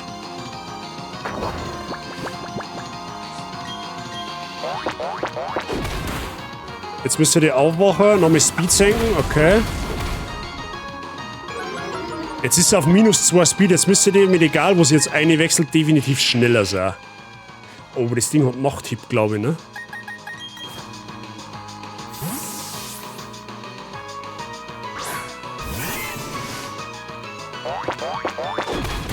Okay, jetzt müsste die aber eigentlich schneller sein. Ich sag das ganz ehrlich, was ist. Okay, nice. Wow, der war clean.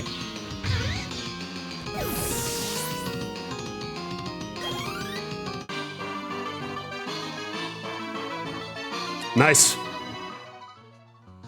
Was ist das für Agro-Katz? Ohne Scheiß, das Viech ist ein Run-Ender. Es gibt Nuzlocke, die scheitern an diesem Punkt. Die müssen da resetten, weil das Schnurgast, was heißt auf Deutsch, das legt, du sagst es selber, das Ding ist tanky ohne Ende. Und wenn ich den Angriff nicht runtergebracht hätte, dann hätte uns das Ding in 1000 Teile zerlegt. Das ist einfach, das ist eine Tatsache. Aber gut. Ist ja Gott sei Dank gut umgegangen.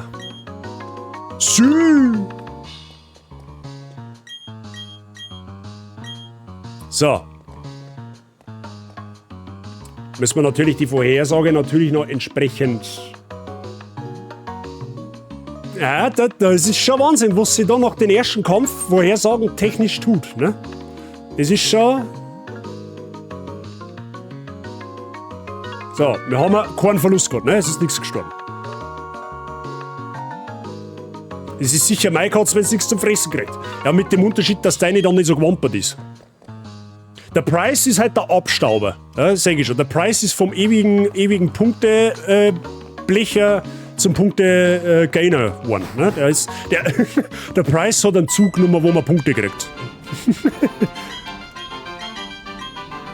So, da ist unser Herr von der internationalen Sicherheitspolizei, der will immer mal specken, weil es lässt man lieber einen 10-jährigen unschuldigen Burm machen, das Ganze. Hauptsache der Price zweimal schon gewonnen. Ja, ja. Aber man darf nie vergessen, das Rad ist rund und wird nie aufhören, sich zu drehen. Ne? Ich habe jetzt 32.000 Punkte gemacht, wollte es nicht gesagt haben. Gern geschehen. Ne? Mein Verlust ist dein Gewinn.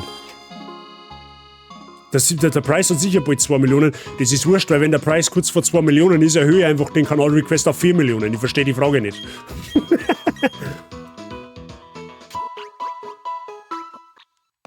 So. Ja, das Team hat sich gut ausgezahlt. Muss ich ausnahmsweise dazu sagen. Das hat sich bezahlt gemacht. Ne? War gar nicht einmal so schlecht, was ich da jetzt da fabriziert habe. Ne? Klar, hätte wahrscheinlich besser gehen können, aber ich bin ja schließlich auch nur ein Mensch.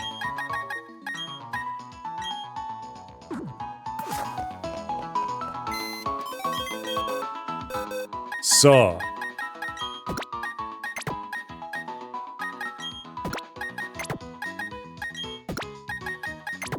Mhm.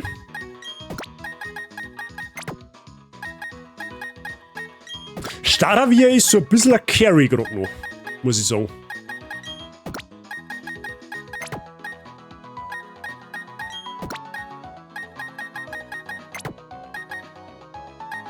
Mhm. Hat sich das Level Cap jetzt eigentlich erhöht durch den Kampf? Müssen wir schauen.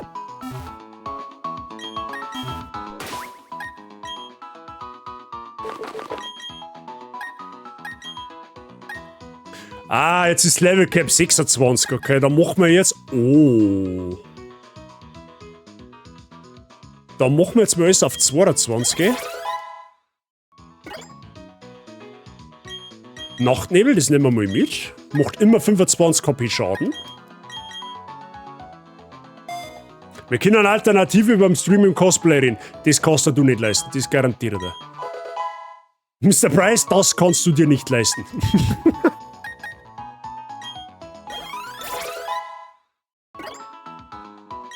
Flail. Na.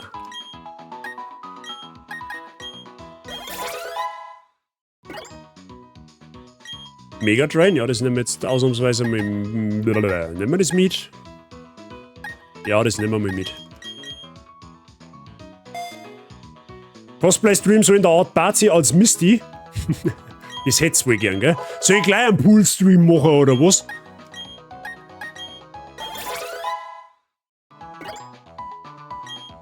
Oh, Fassade, ja, Fassade ist gut, das nehmen wir mal mit. Nebenbei ist Schaden in der Höhe vom Level, also Level 100 ist 100%. Ja, klar. Ah, das mit 25. Nein, das waren 40 Schaden bei Drachenwut. So, da gibt es jetzt auf alle Fälle mal eine Entwicklung. Schnabel kriegt's noch wegen meiner. Wenigstens hat das Flame Charge.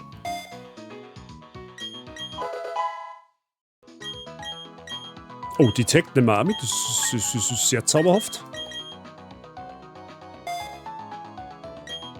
Klar gehört Misty in den Pool, hat er schließlich Wasser-Pokémon. Ja, und wie soll ich das mit den Depth machen? Weil der Flammenrad ist so scheiße. Achso, das ist Feuerwehr, das wollte ich gerade sagen. So, Achtung, laggy Entwicklung.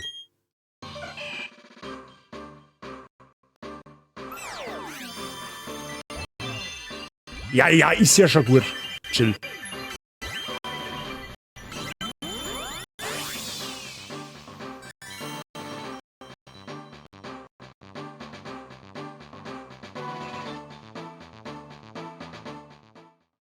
So, der Agro-Gickel.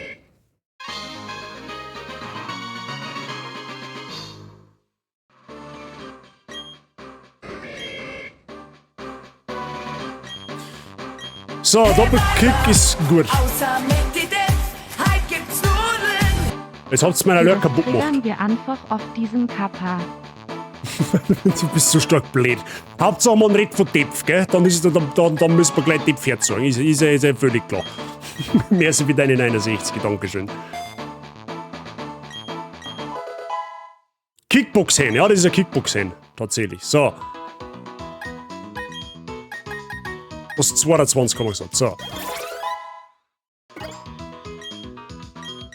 Ruckzuckhieb, ja, das glaube, denke, eventuell, nein. Ja, Aero heißt, das losen wir dann noch eher eigentlich. Das ist eine gute Coverage.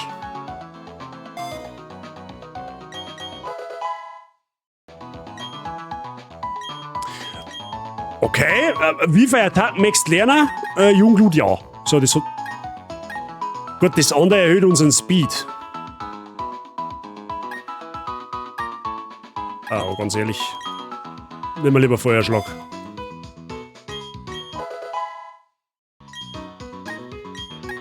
So, Zubat wird es jetzt auch entwickeln. Ja, Katze, das ist gut. Das ist richtig gut, weil wir haben ja leider ein spezielles Zubat.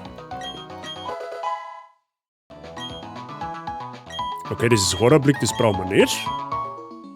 Wickguard brauchen wir auch nicht. Leechschleif nehmen wir mal mit. Das ist, glaube ich, gebufft. Ja, ein bisschen wie Absorber auf alle Fälle. Ich bin halt auch von der FBI, Federal Boobs Inspector. Ja, aber genau so schaust du aus. Friede. So, der Flügelmauser Batman entwickelt sich auch. Auch wenn's laggy ist. Wurscht, das nehmen wir mit. Wer schiebt einem halt ein paar Gene?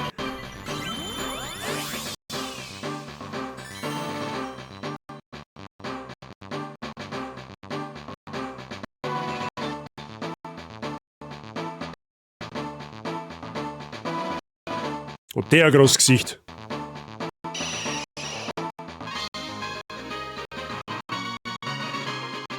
Ist aber komisch, dass es nur bei den Entwicklungen so leckt.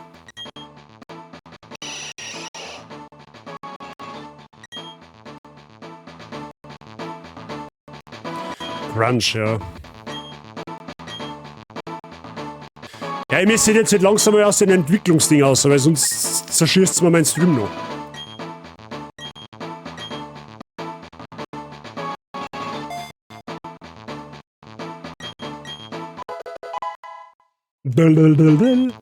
So, haben wir es jetzt? Ja, Gott sei Dank. So, das heißt aber auch gleichzeitig, wir kriegen jetzt sogar raus.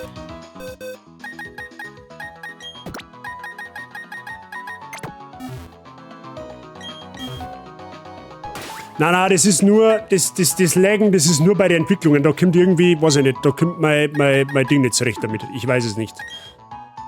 Aber gut, solange es nur bei den Entwicklungen ist, ist es ja überschaubar.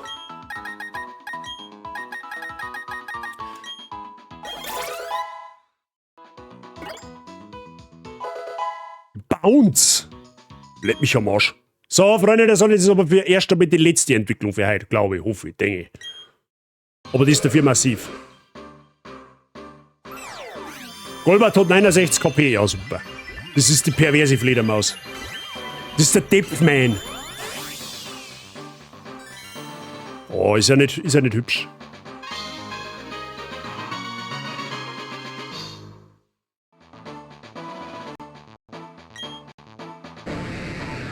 Ich verstehe bis heute nicht, warum Gyarados ein Flug-Pokémon-Typus hat. Das verstehe ich nicht.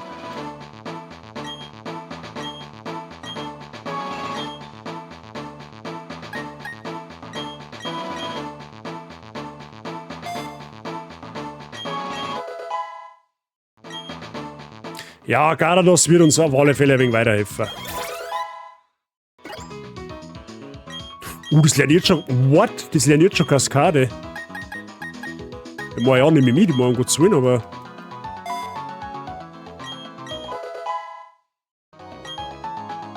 Nice! So, jetzt wenn Gyarados noch Bedrohung hat... Passt, nehmen wir... Weil er unter Wasser fliegt. Ja. Ja, okay. Aber Drachentyp war trotzdem geiler. Obwohl Wasserdrache schon ein brutales Typing ist. Das muss man fairerweise auch dazu sagen. Da war Gyarados schon extrem OP, wenn dieser Drachentypen hätte. Also, Gyarados ist ja an und für sich so schon kein schlechtes Nuzlocke-Pokémon. Nicht wahrscheinlich eins der coolsten und besten Nuzlocke-Pokémon, die du haben kannst. Aber, die so einen Drachentypen hätte, lebt mich am Arsch. So, gut. Ja,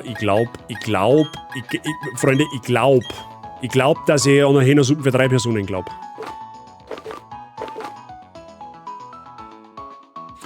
Wir müssen noch Meter machen, auf alle Fälle. Ich möchte heute auf alle Fälle noch einen Ewigwald rein.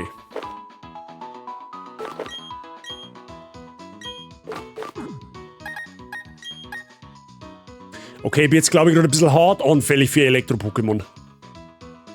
Ich glaube, Tyragrog lege ich ab.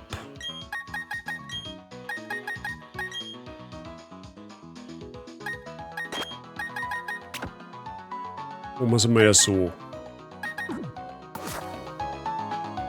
Milotic aus Wasserfee, ja, das war genauso OP. Gut, dann der Tyragrog. Das war jetzt zwar das Aufleveln umsonst, aber das ist jetzt wurscht. Wir haben jetzt ein Wasser, ein Feuer, Pflanzen, ein Flug, ein Psycho-Pokémon dabei. Jetzt was bis 2, wir nehmen das Rollkommando noch mit. Ich meine, warum denn nicht? Ein Elektro-Pokémon, das hat uns noch nie geschaut. Warte mal, Level 13, dann brauchen wir eine.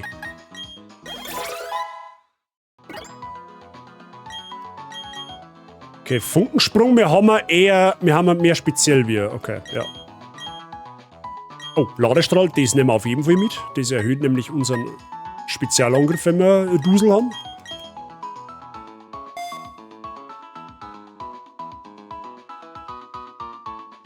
Weiß nicht, ob ich das schon mal gefragt habe. Falls ja, sorry, ich bin alt. Gibt es ein Pokémon, wo man gegeneinander spielen kann? Also quasi Team Bazi gegen Team Wi-Fi? Ja, das gibt's. Was hast jetzt du für Edition? Also, wenn du jetzt zum Beispiel Schwert und Schild hast oder was, dann können wir online gegeneinander spielen. Das geht schon. Das ist, was ich mit dem Sai im Endeffekt gemacht habe. Das ist schon möglich.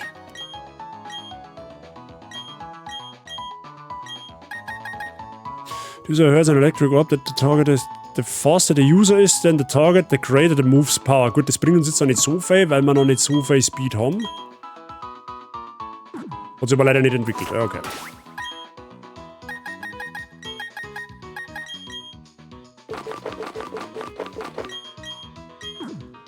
Gut. Ja, ich glaube, mit dem Team kämen wir ganz gut aus dabei einmal.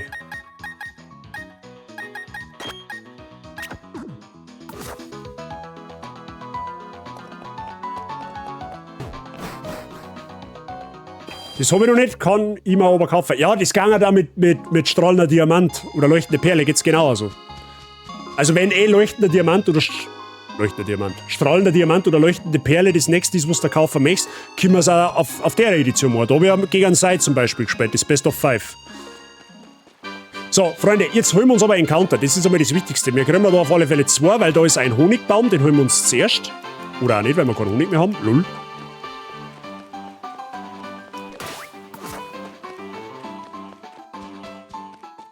Kann man sich Honig kaufen?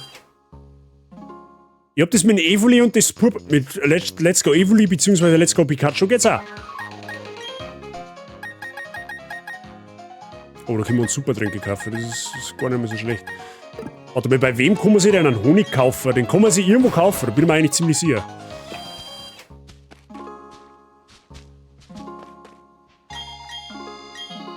Warte mal, den hat man doch da oben kaufen können, oder? Wenn nicht alles täuscht. Oh, bei dir doch, oder? Da, 10, kaufen wir ihm gleich. Außer mit dem Geld, weil was soll der Geiz?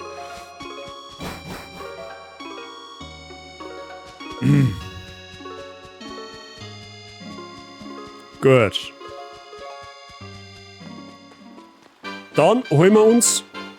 Nimm einen Netzball mit, die sind sehr OP gegen Wasser-Pokémon.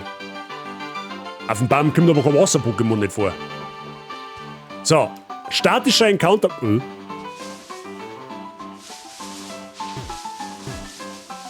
Also ist das kein Honigbaum oder was? Hä? Verarschen jetzt, oder was? Okay.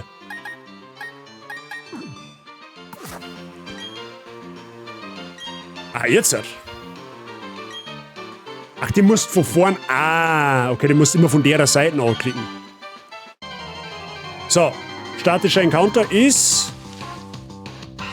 Ah, das ist Dupe, das haben wir schon. Hey, kurz. Hi, ich liebe Pokémon Blau. Welche magst du? Eigentlich alles bis zur 5. Gen.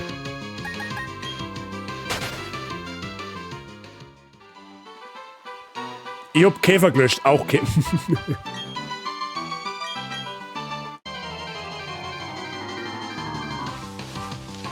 Ah, bitte sei weiblich. Bitte.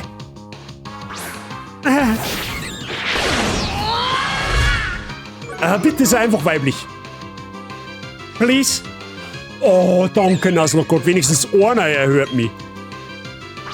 Danke für die Antwort. Ich sag danke für dein Following. Schön, dass du da bist.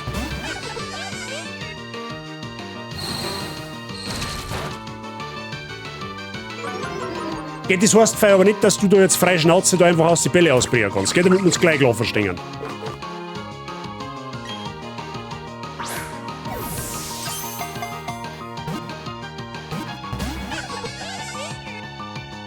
Die Inflation im Pokémon ist halt auch hart, Alter. Ein Huni für ein Glasl Hähne. Du, da brauchst du gar nicht runter. Du kriegst teilweise 500 pro Kampf, was du gewinnst. Oder teilweise sogar mehr. Du hau mal so einen Großkopf-Pokémon-Trainer zusammen, da bist du gleich, der ist gleich mit 12.000, 13.000 Poké-Dollar scharf. Für so einen 10-Jährigen. Den Lohn musst du erst einmal haben.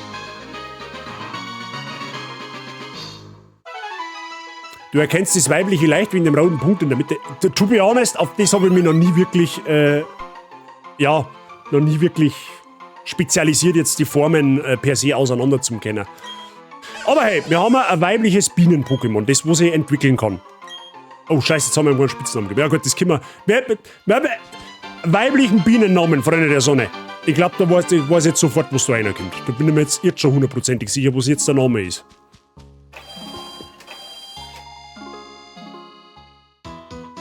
Ich gehe bald zu Pokéliga in Essen 8 Uhr. Weiß ich jetzt nicht, was... Kurt, das verstehe ich jetzt gerade nicht. So, Moment, wo ist Biene? Da ist Biene. Biene. Den Namen brauchen wir da noch schauen. Das ist aber hoffentlich klar. So. Change Name. Ist ja klar, dass wir die... Biene Meier war jetzt obvious gewesen, aber was soll's... Sabine ist auch nicht schlecht. Es ist Sabine. Oder Cassandra, wegen der Königin der Lehre. Oh, das ist stark. Das ist stark. Cassandra, der war zauberhaft.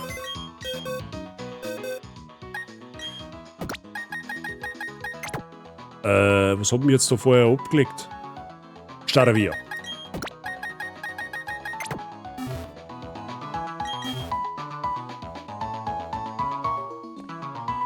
Krugerliga, sagt man gar nichts. Krugerliga sagt man jetzt ehrlich gesagt gar nichts. Bin ich ehrlich.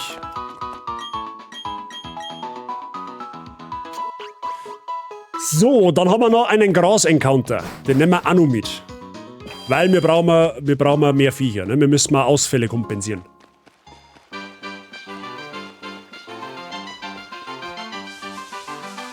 So, Schutz ausschalten. Hoppala.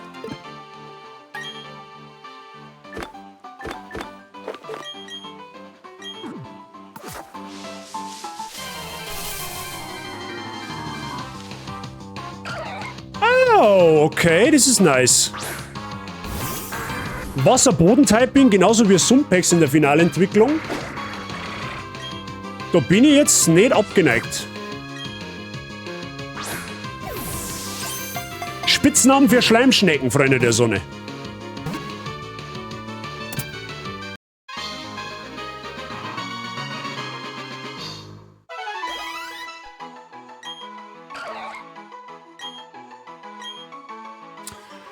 Schnecke.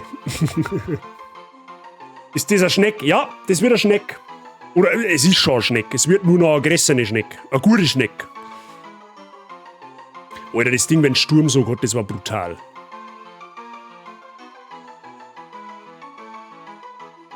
Schnecken checken. Emil. Mandelwatz. Ich hätte einen im Kopf, aber das war auch wieder too obvious. Turbo. Speedy.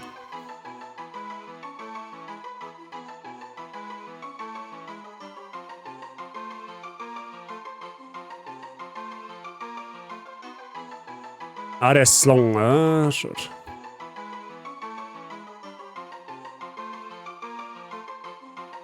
Dann nehmen wir einen Turbo, ja. Speedy war auch okay, aber da brauchen wir Schildkröten eigentlich, oder? Speedy Gonzales ist ein Schildkröten gewesen, wenn mich nicht alles täuscht. Gut, dann haben wir da auch unseren Encounter. Okay, Bulk up. Kann ich jetzt eigentlich... Oh Gott, ich kann jetzt endlich von da auf Boxen zugreifen. Holy shit, endlich.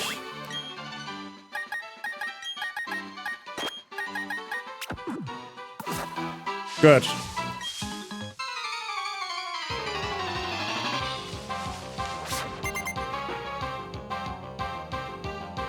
Ja, das war der... Das war der Name, den ich im Kopf gehabt habe.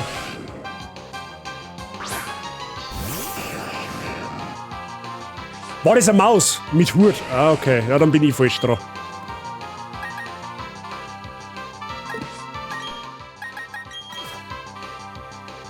Maus mit Hut. Schnetze. Ach, stimmt, ja, ja, natürlich Looney Tunes. Logisch.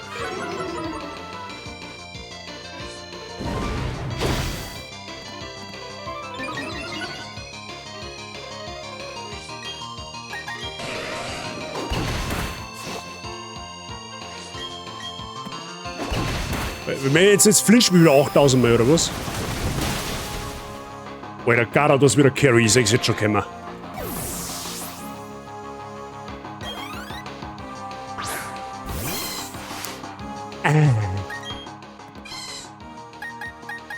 Nö.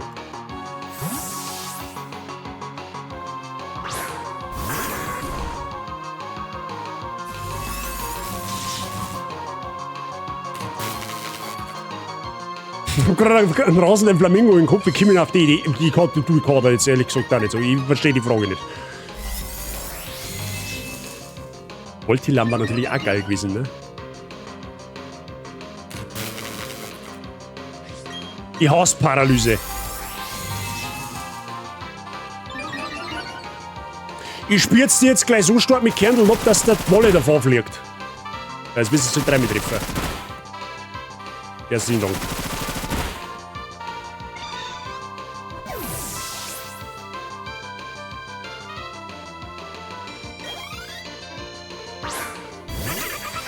Bammelin.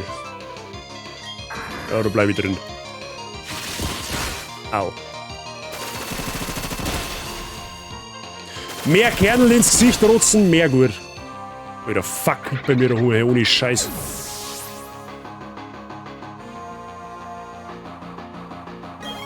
Oder noch eins? Nein. Okay.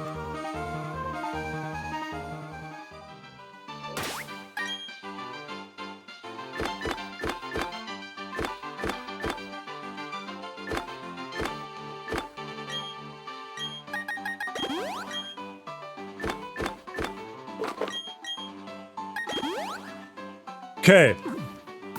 Miep, miep. Ja, das ist ein 1-Schaf. Oh, das ist ein Wanderer, der hat mit Sicherheit wieder Stein-Pokémon. Das ist dann wieder eher suboptimal für uns. Tu da der mal einen Bowser für, damit nichts passiert. Der mal erst einmal tot. Moment einmal. Okay, passt auf, Schätze. Jetzt kommt eine extra Nummer.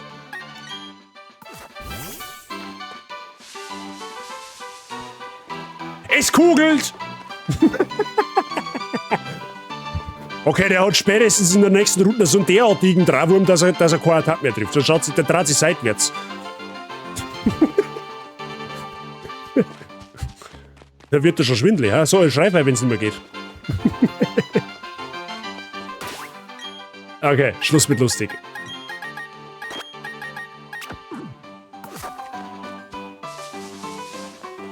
So. Also Freunde, ich sag's eigentlich, wie es ist. Wir werden wahrscheinlich heute eher nicht mehr durch den Ewigwald durchgehen. Der Wurzelwurz ist ein Wurzel, ja.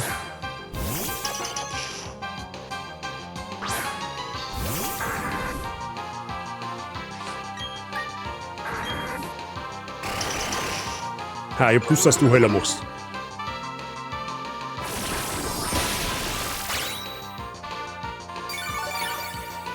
Ja, also genau, der Sprenger sagt es, ist im wahrsten Sinne des Wortes einfach ein Rollkommando. Er wird seinem Namen gerecht. Oh, kam auch bis weniger gut. Alter, das hat Dürre, was? Okay, das ist unflauschig. Ja, aber selbst wenn... Oh, warte, Moment einmal, das kann irgendein Steinangriff, da bin ich mir eigentlich ziemlich sicher.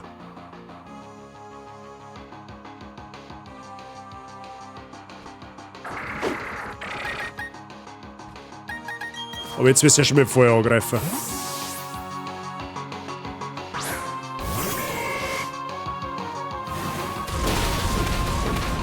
Warum macht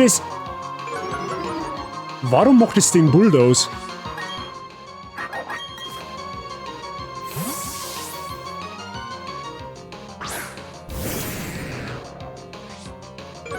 Gut, da muss Gyarados regeln, dann hilft's ja nicht. Freunde der Sonne, aufgemerkt, in der Sonne, ja okay, nevermind. In der Sonne werden Wasserattacken um 50% abgeschwächt. Und Feuerattacken um 50% gestärkt.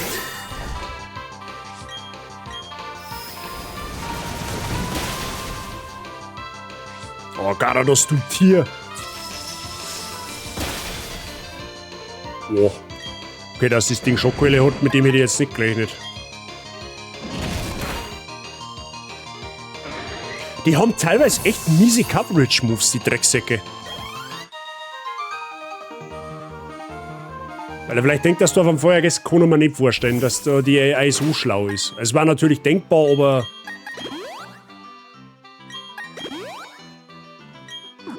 So, sie da unten ist wahrscheinlich eine Aroma-Lady. Irgendwie sowas in die Richtung.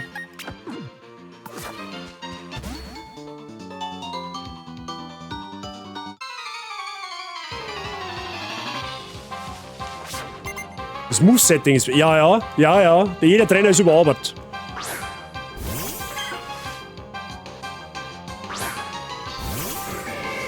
So, den Lauchkopf, den werden wir gleich mal für Hasenfutter missbrauchen, ne?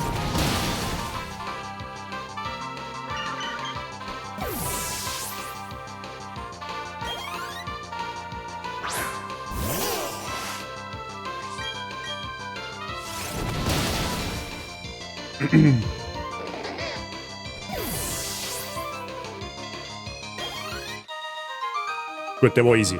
Das ist eine AI, die kann man klug auch programmieren oder der Typ, der das so programmieren. Ja, aber das machen sie, also das könnte man so programmieren in Pokémon-Spielen, auch in die ROM-Hacks wird das aber nicht so praktiziert, weil du musst ja noch irgendwo so ein wenig richten können. Das ist ja quasi gerade, so ROM-Hacks sind ja eigentlich grundsätzlich oder hauptsächlich für Nuzlocke-Zwecke gedacht und beim Nuzlocken musst ja du irgendwo ein Fenster haben, wo du mal ein bisschen handeln kannst, weißt du? Also es gibt Spiele, wie zum Beispiel den ROM-Hack, den was wir das letzte Mal gespielt haben, da ist die AI deutlich schlauer programmiert, dass die einfach einmal switcht, wenn sie sagt, dass sie keine Chance nicht hat. Aber sie ist nicht so programmiert, dass die jeden Move von dir voraussagt. Das war ja zu OP, da kannst du gar nichts mehr tun.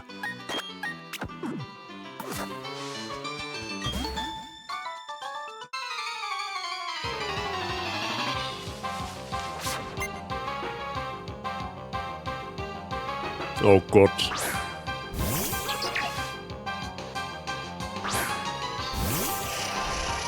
So, Uri Bimmler, du musst einmal carryen. Ausdauer, ja, okay, das kostet mir, das ist...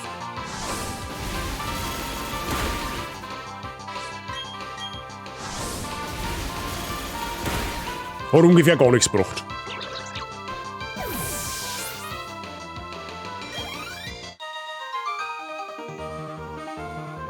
Gut.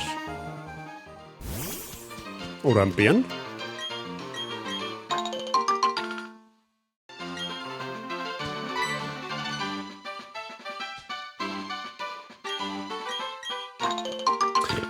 Stimmt, wir wollten mal, da schauen wir jetzt noch schnell. Wir wollten mal zu dem Knilch schauen, wo es nach Sindelbeeren gefragt hat.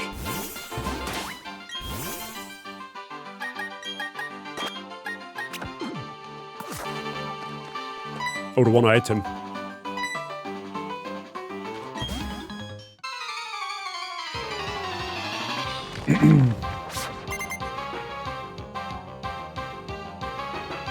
Griffel. Weiß ich nicht, was ich da verhalten soll. Ich schätze, wir werden es relativ schnell erfahren. Erstaunen auch, gell?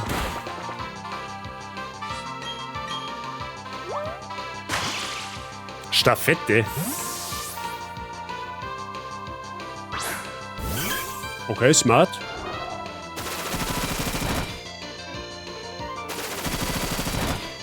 Imagine, ich triff jetzt 5-mal und kill's trotzdem. Haha, lol.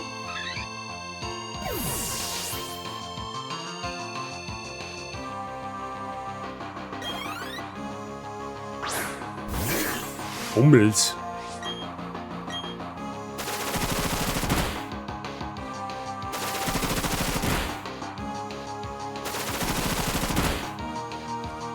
Alter, Chelkarein spürt's alles über den Haufen. Der Shotgun. Den brauchen wir Dere. Steht auch, wenn die auch mal wieder liest. Was wird bei dir?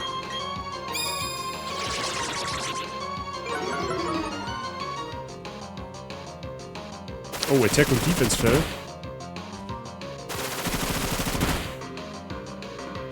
Ja, hat halt seinen Vorteil, wenn man Schrotflinten als Pokémon hat. Kann nicht sein, dass dein Drecks-Uzi da ein wenig OP ist. Das ist halt random. Es trifft immer mindestens 2-mal und kann aber bis zu 5-mal treffen. Was ein bisschen busy die letzte Zeit, du, das macht überhaupt nichts. Ich freut's trotzdem, wenn du da mal wieder reinschaust. Um Gottes Willen. Ich hoffe, bei dir ist alles gut.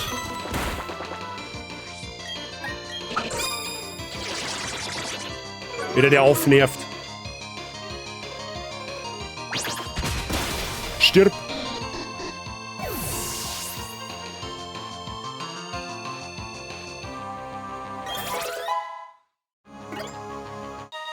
Ja, mit dem Chor haben wir, glaube ich, gerade gar nicht schlecht aufgestellt.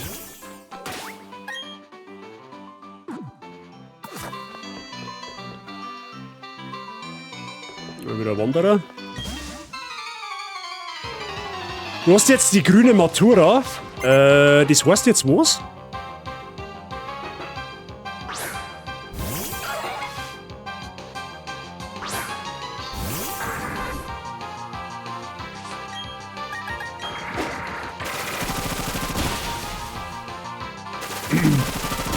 Mehr Spitzen, mehr gut. Also, natürlich nur virtuell, Freunde, gell? Also, nicht in der Natur einfach grundlos leider spitzen, das ist uncool. Der Jagdschein, ja, herzlichen Glückwunsch. Das heißt ja nicht umsonst das grüne Abo. Grüne Abi. Mein Bruder ist auch Jäger. Von daher weiß ich so ein bisschen, was er da mitgemacht hat. Aber schön. Gratulation von meiner Seite. Ich hoffe, du hast, wie sagt man, Weidmannsheil? Okay, jetzt habe ich Schiss. Okay, ich hab nicht Schiss.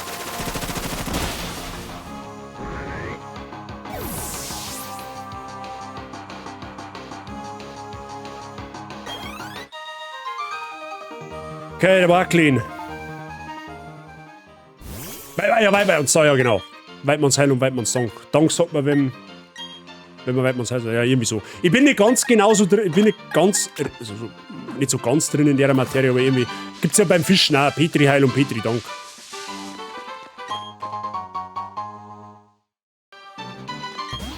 So, das ist ein Kampftrainer, deswegen haben wir einen Uri Bimmler vorne.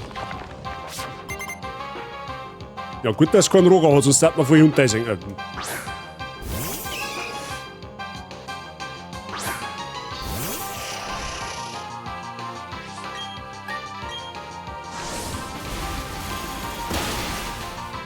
Sehr gut.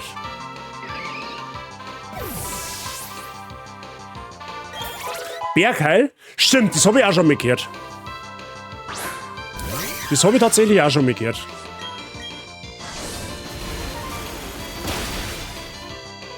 Und Skiheil für die Skifahrer, das tatsächlich, das höre ich halt zum ersten Mal. Aber gut, das liegt daran, dass ich mit dem Wintersport null anfangen kann.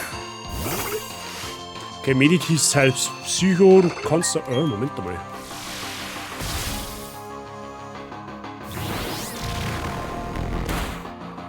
Ja, ist auch tot.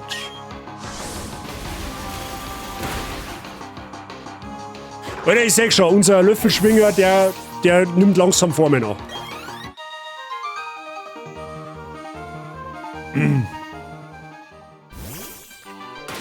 So, dann haben wir da auch noch eine Trainerin, die glaube ich hat Starter-Pokémon, wenn mich nicht alles täuscht. Nur einmal das Rollkommando für die, hat noch gar keinen Kampf nicht gemacht. Nur die Japaner mussten da fragen, ob es Pokéheil gibt. Ich glaube, da sagt man entweder nur GZ oder GG, irgendwie sowas. Oh, da ist ein Baby-Pinguin.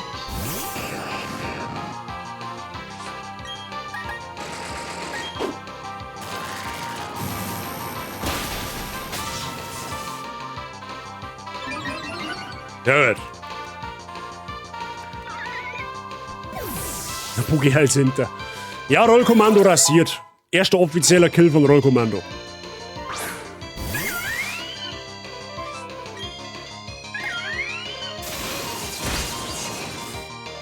Okay, der ist stromisiert.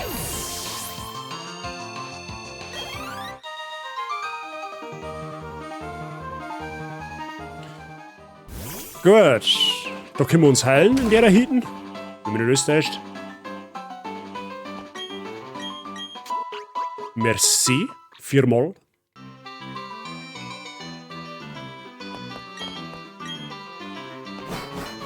Und da unten haben wir noch ein Item übersehen, wenn wir nicht täuscht. Supertrank.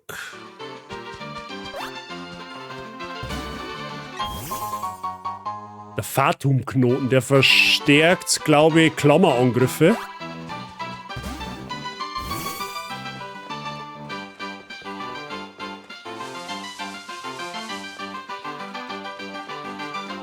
Gut, da ist der Ewigwald. Da können wir nicht durch, okay.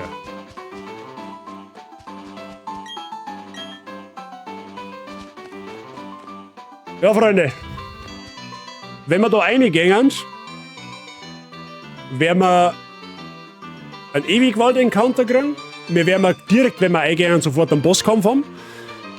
Wir werden in der alten Villa 3 Encounter kriegen insgesamt. Bis wir in ewig genau haben, werden wir einiges erleben. Aber Freunde, es tut mir leid, wenn ich das jetzt sagen muss. Das werden wir heute nicht mehr erfahren. Oh, Moment! Entschuldigung, Kommando zurück. Also wir werden das heute nicht mehr erfahren, aber wir machen noch schnell geschwind eine Sache. Wir schauen mal, was das Knilz treibt, wenn man ihm eine Sindelbeere gibt. Vielleicht kriegen wir das Knilz noch geschenkt. Aber um es vorwegzunehmen, wir werden halt nicht mehr durch den Ewigwald gehen. Das hat uns doch alles ein wenig mehr aufgehalten, als ich das vermutet habe. Aber das ist ja kein Problem. Ja, ist ja alles nicht so schlimm.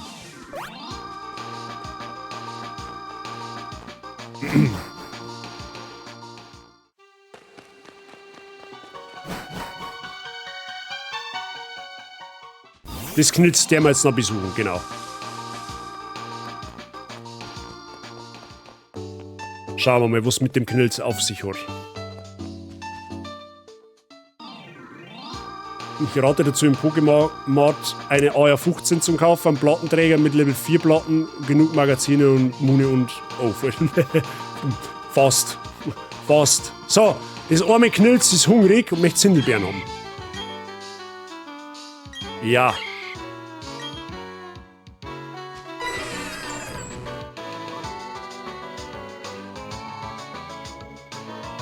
Oh shit. Das Ding ist ein Mew. The strange Pokémon disappeared, but it looked happy.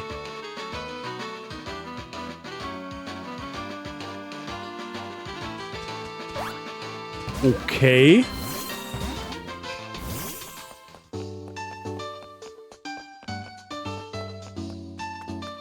wir haben gerade ein Mew gesehen. Statisch. Uns ist statisch gerade ein Mew vor die Füße gesprungen. Ich kann mir vorstellen, dass wir das nicht das letzte Mal gesehen haben, dass wir das noch öfter ansprechen kann. Und man dann früher oder später das Ding fangen kann. Ob das jetzt innerhalb vom Main Game ist oder dann Postgame, das sei jetzt mal dahingestellt, aber.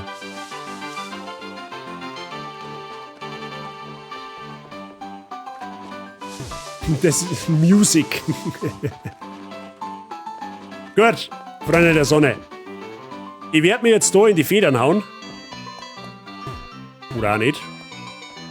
Gut, dann hauen wir halt nicht in die Federn, dann hauen wir halt da vorne hin. Ich werde offstream nichts da. Das Einzige, was ich vielleicht maximal da werde, ist vielleicht die Movesets von unseren Sexy, die wir jetzt da dabei haben, ein bisschen anzupassen mit TMs etc. pp. Und mal vielleicht schauen, was sonst noch so gelernt hätten. Aber ansonsten werde ich natürlich offstream nicht weiterspielen, das ist aber hoffentlich klar. Und beim nächsten Mal wird es direkt, wenn wir anfangen, intens weitergehen, weil da haben wir gleich einen Bosskampf gegen 30er. Das ist in dem Spiel nämlich ein Bosskampf und kein einfacher Begleitungsdingenskirchen. Ne? Aber, Freunde der Sonne, es war halt äußerst intens. Also für alle, die wo nicht von Anfang an dabei waren und die wo das ganze Gewerk da nachschauen, es war intens. Es war tatsächlich sehr intens. Und Fabian, Sabrina, merci dir für dein Following. Happy Deri. Du kommst leider zum Schluss, aber trotzdem merci. Beteil, musst mit der Dame reden. Ja, kalt habe ich schon, ich wollte mich in das Bett reinflackern. Weißt du, so zum Ausschmeißen. So, mehr oder weniger. Gut, mein Plan, wie gesagt, was ist denn in der Hardcore-Nuzlocke? Was steht denn beim nächsten Stream an? Direkt der Bosskampf gegen 30er. Ist in dem Hack, also im Original kämpfst du gegen die nicht im Early Game, sondern erst im Postgame kannst du gegen die kämpfen. In dem Hack ist es ein Bosskampf. Den musst du machen, sonst kommst du mit der nicht durch den Ewigwald durch. Das wird unser erstes Ding sein, was wir mir beim nächsten Luminescent Platinum Stream machen. Dann werden wir durch den Ewigwald durchgehen. Da kriegen wir einen Encounter im Wald selber. Den machen wir aber erst, wenn wir wieder allein unterwegs sind, weil man ist dann quasi mit der Reißer zusammen unterwegs. Das heißt, jeder Kampf ist ein Doppelkampf und die kann uns potenziell unseren Encounter töten. Das wollen wir nicht. So. Dann werden wir die alte Villa besuchen. In der alten Villa kriegen wir geschlagene 3 Pokémon. 2 davon haben statische Encounter, 1 davon ist ein normaler Encounter. Ja? In der alten Villa werden wir 2 Banger-Pokémon kriegen. Wahrscheinlich sogar 3 Banger-Pokémon. Ja? Also das wird äußerst interessant. Dann werden wir in ewige Nauscha ankommen und wahrscheinlich, wenn sie sich dann noch ausgeht, werden wir noch Rinnerleiter nächsten Stream auch machen. Dann haben wir schon 2. Wir haben heute den ersten gemacht, nächstes Mal machen wir wahrscheinlich schon den zweiten. Angabe noch ohne Gewehr, müssen wir halt schauen, wie wir durchkommen. Wenn wir komplett zerrissen werden, dann müssen wir sowieso resetten. Ne? Aber das ist einmal der Ausblick für den nächsten Luminescent Platinum Stream. Der wahrscheinlich, Angabe auch ohne Gewehr, am Montag sein wird. Ne? Der nächste Stream allerdings ist bereits morgen. Ne? Morgen gegen 14 Uhr. Morgen spielen wir zwar nicht Pokémon, aber morgen fangen wir mit was anderem an, das mindestens genauso intens wird, nämlich Bloodborne. Ne? Für alle, die Bloodborne noch nicht gespielt haben und nicht kennen, es ist ein unfassbar geiles Soulspiel vom Hause FromSoft. Mein Lieblingspublisher sozusagen, oder mittlerweile Lieblingspublisher. Wir werden in eine sehr, sehr düstere und dunkle und blutige Welt eintauchen. Wir werden nach Yanam reisen, ne? So heißt die Welt in Bloodborne. Es werden, ja, alle die, wo mit abstrakten oder skurrilen Gestalten, wo es anfangen können, wenn man es jetzt mit Albtraum im Vergleich setzt, die werden dann seinen Spaß haben. Ne? Also Bloodborne wird eine äußerst intensive Reise. Das Spiel für mich ist zwar nicht blind, ich kenne das Spiel sehr, sehr gut. Ich habe es, glaube ich, 8 oder 9 Mal durchgespielt. Mir geht eine einzige Trophäe ab, um einen Platin-Status zu erreichen. Oder die Platin-Trophäe zu kriegen. Wir werden das Spiel wahrscheinlich so lange spielen, bis ich diese Platin-Trophäe habe. Ne? Und das DLC habe ich tatsächlich noch gar nicht gespielt. Das werden wir vielleicht auch machen. Ne? Das Projekt wird uns jetzt einmal begleiten, ungefähr 4 Wochen, bis das Elden Ring erscheint. Dann werden wir Bloodborne und wahrscheinlich auch Pokémon kurzzeitig pausieren, nicht beenden, weil dann wird das Elden Ring DLC absoluten Vorrang haben. Das wird ein Marathonprojekt werden wahrscheinlich, das werden wir durchziehen. Und ja, das ist so jetzt einmal der Plan. Also morgen Bloodborne, voraussichtlich am Montag wieder Pokémon und der Stream nach dem Montag wird wahrscheinlich dann der Mittwoch sein. Warum wird es unter der Woche 2 Streams geben? Ganz einfach, ich bin kommendes Wochenende nicht da. Ich fahre am Freitag nach München und ich fahre am Sonntag nach München, weil Metallica ein Konzert gibt und ich habe da Karten. Ne? Also wird es am nächsten Wochenende keinen Stream gehen. Samstag nehmen wir dann Zeit einmal auch für Frau Bazi. Die ist auch mal ganz froh, wenn sie ein wenig was hat von mir. Ne? Genau. Aber das ist jetzt mal nur der vorzeitige Plan, da sage ich aber morgen dann mehr dazu. Wie gesagt, morgen 14 Uhr Bloodborne. Ne? In alter Frische. Bist gespannt auf morgen? Ja, morgen wird andere Liga dann. So quasi. Also ich selber, ich habe Bloodborne, keine Ahnung, 9 Jahre nicht mehr gespielt. Das ist 2015 rausgekommen. Ich habe es mir direkt bei Release geholt und habe es ungefähr ein halbes Jahr gespielt. Oder 3/4 Jahre, keine Ahnung. Und seitdem nicht mehr.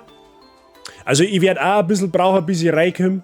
Tatsächlich. Also der eine oder andere Tod sei mir gewiss. Aber Bloodborne ist ein unfassbar geiles Soulspiel. Und ich habe so richtig Bock drauf, das jetzt einmal im Stream zu spielen. Tatsächlich. Samstag bin ich auch nicht da. Ja. Morgen bin ich schon auch da. Ja, morgen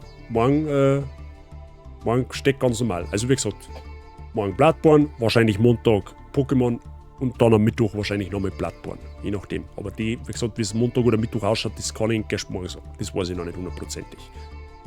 Genau.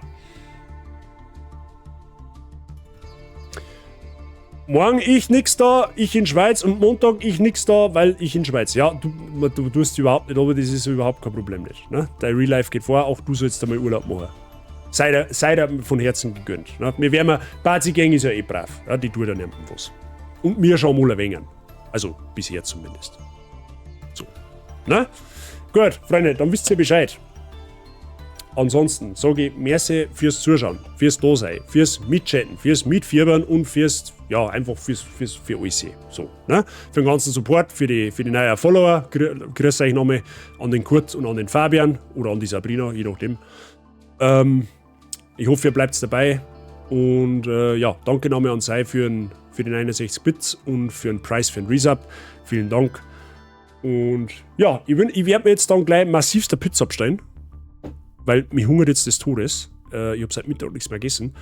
Und ich wünsche euch einen schönen Abend. Ne? Und wir hören uns dann morgen in alter Frische am Nachmittag wieder zu Bloodborne. In diesem Sinne brauchen wir noch einen Raid. Genau, den brauchen wir natürlich schon noch. Jetzt müssen wir schauen, wer live ist. Ich glaube, dass heute gar keiner live gegangen ist von meiner Liste, wenn ich ganz ehrlich bin. Zumindest habe ich nichts mitgekriegt. Ah, der Narias ist live. Ja, okay, dann passt schon. Spenden ja Dead by Daylight. Ja gut, da hat sie ja, finde ich, das passt ihm dann schon. Gut. Wir haben noch einen Raid-Command, den haut's bitte, den haben wir, wir hauen den noch rein. Wir brauchen einen Raid-Command. Ja, da haben wir ihn schon. Oder? Nein, da haben wir ihn nicht. Da haben wir ihn. Da ist er. Einmal Raid-Command. Kopieren, was braucht's für Subs, für Non-Subs. Dann gehen wir gnadenlos zum Narias. Der gefreut sich, ist ein österreichischer Streamer, spielt Dead by Daylight. Ein Haufen von uns sind Dead by Daylight affin. Ich gehöre nicht dazu. Aber wenn ich da gerade an einen Mr. Saijing, an eine Frau Yassi oder an einen Herrn Price denke, die gehen da ganz steil. Und der Narias ist ein zauberhafter Kerl, den kann man auch mal supporten, also gerne ein Herzl da lassen, wer es noch nicht da hat, der freut sich, genauso wie sich jeder andere Streamer auch gefreut über Followers, ich freue mich auch, wie gesagt, dann mal merci an die zwei Neuen und ja, einen schönen Abend, wir hören uns morgen, viel Spaß beim Narias, lasst liebe Grüße da und habt euch heide. Servus, bis morgen.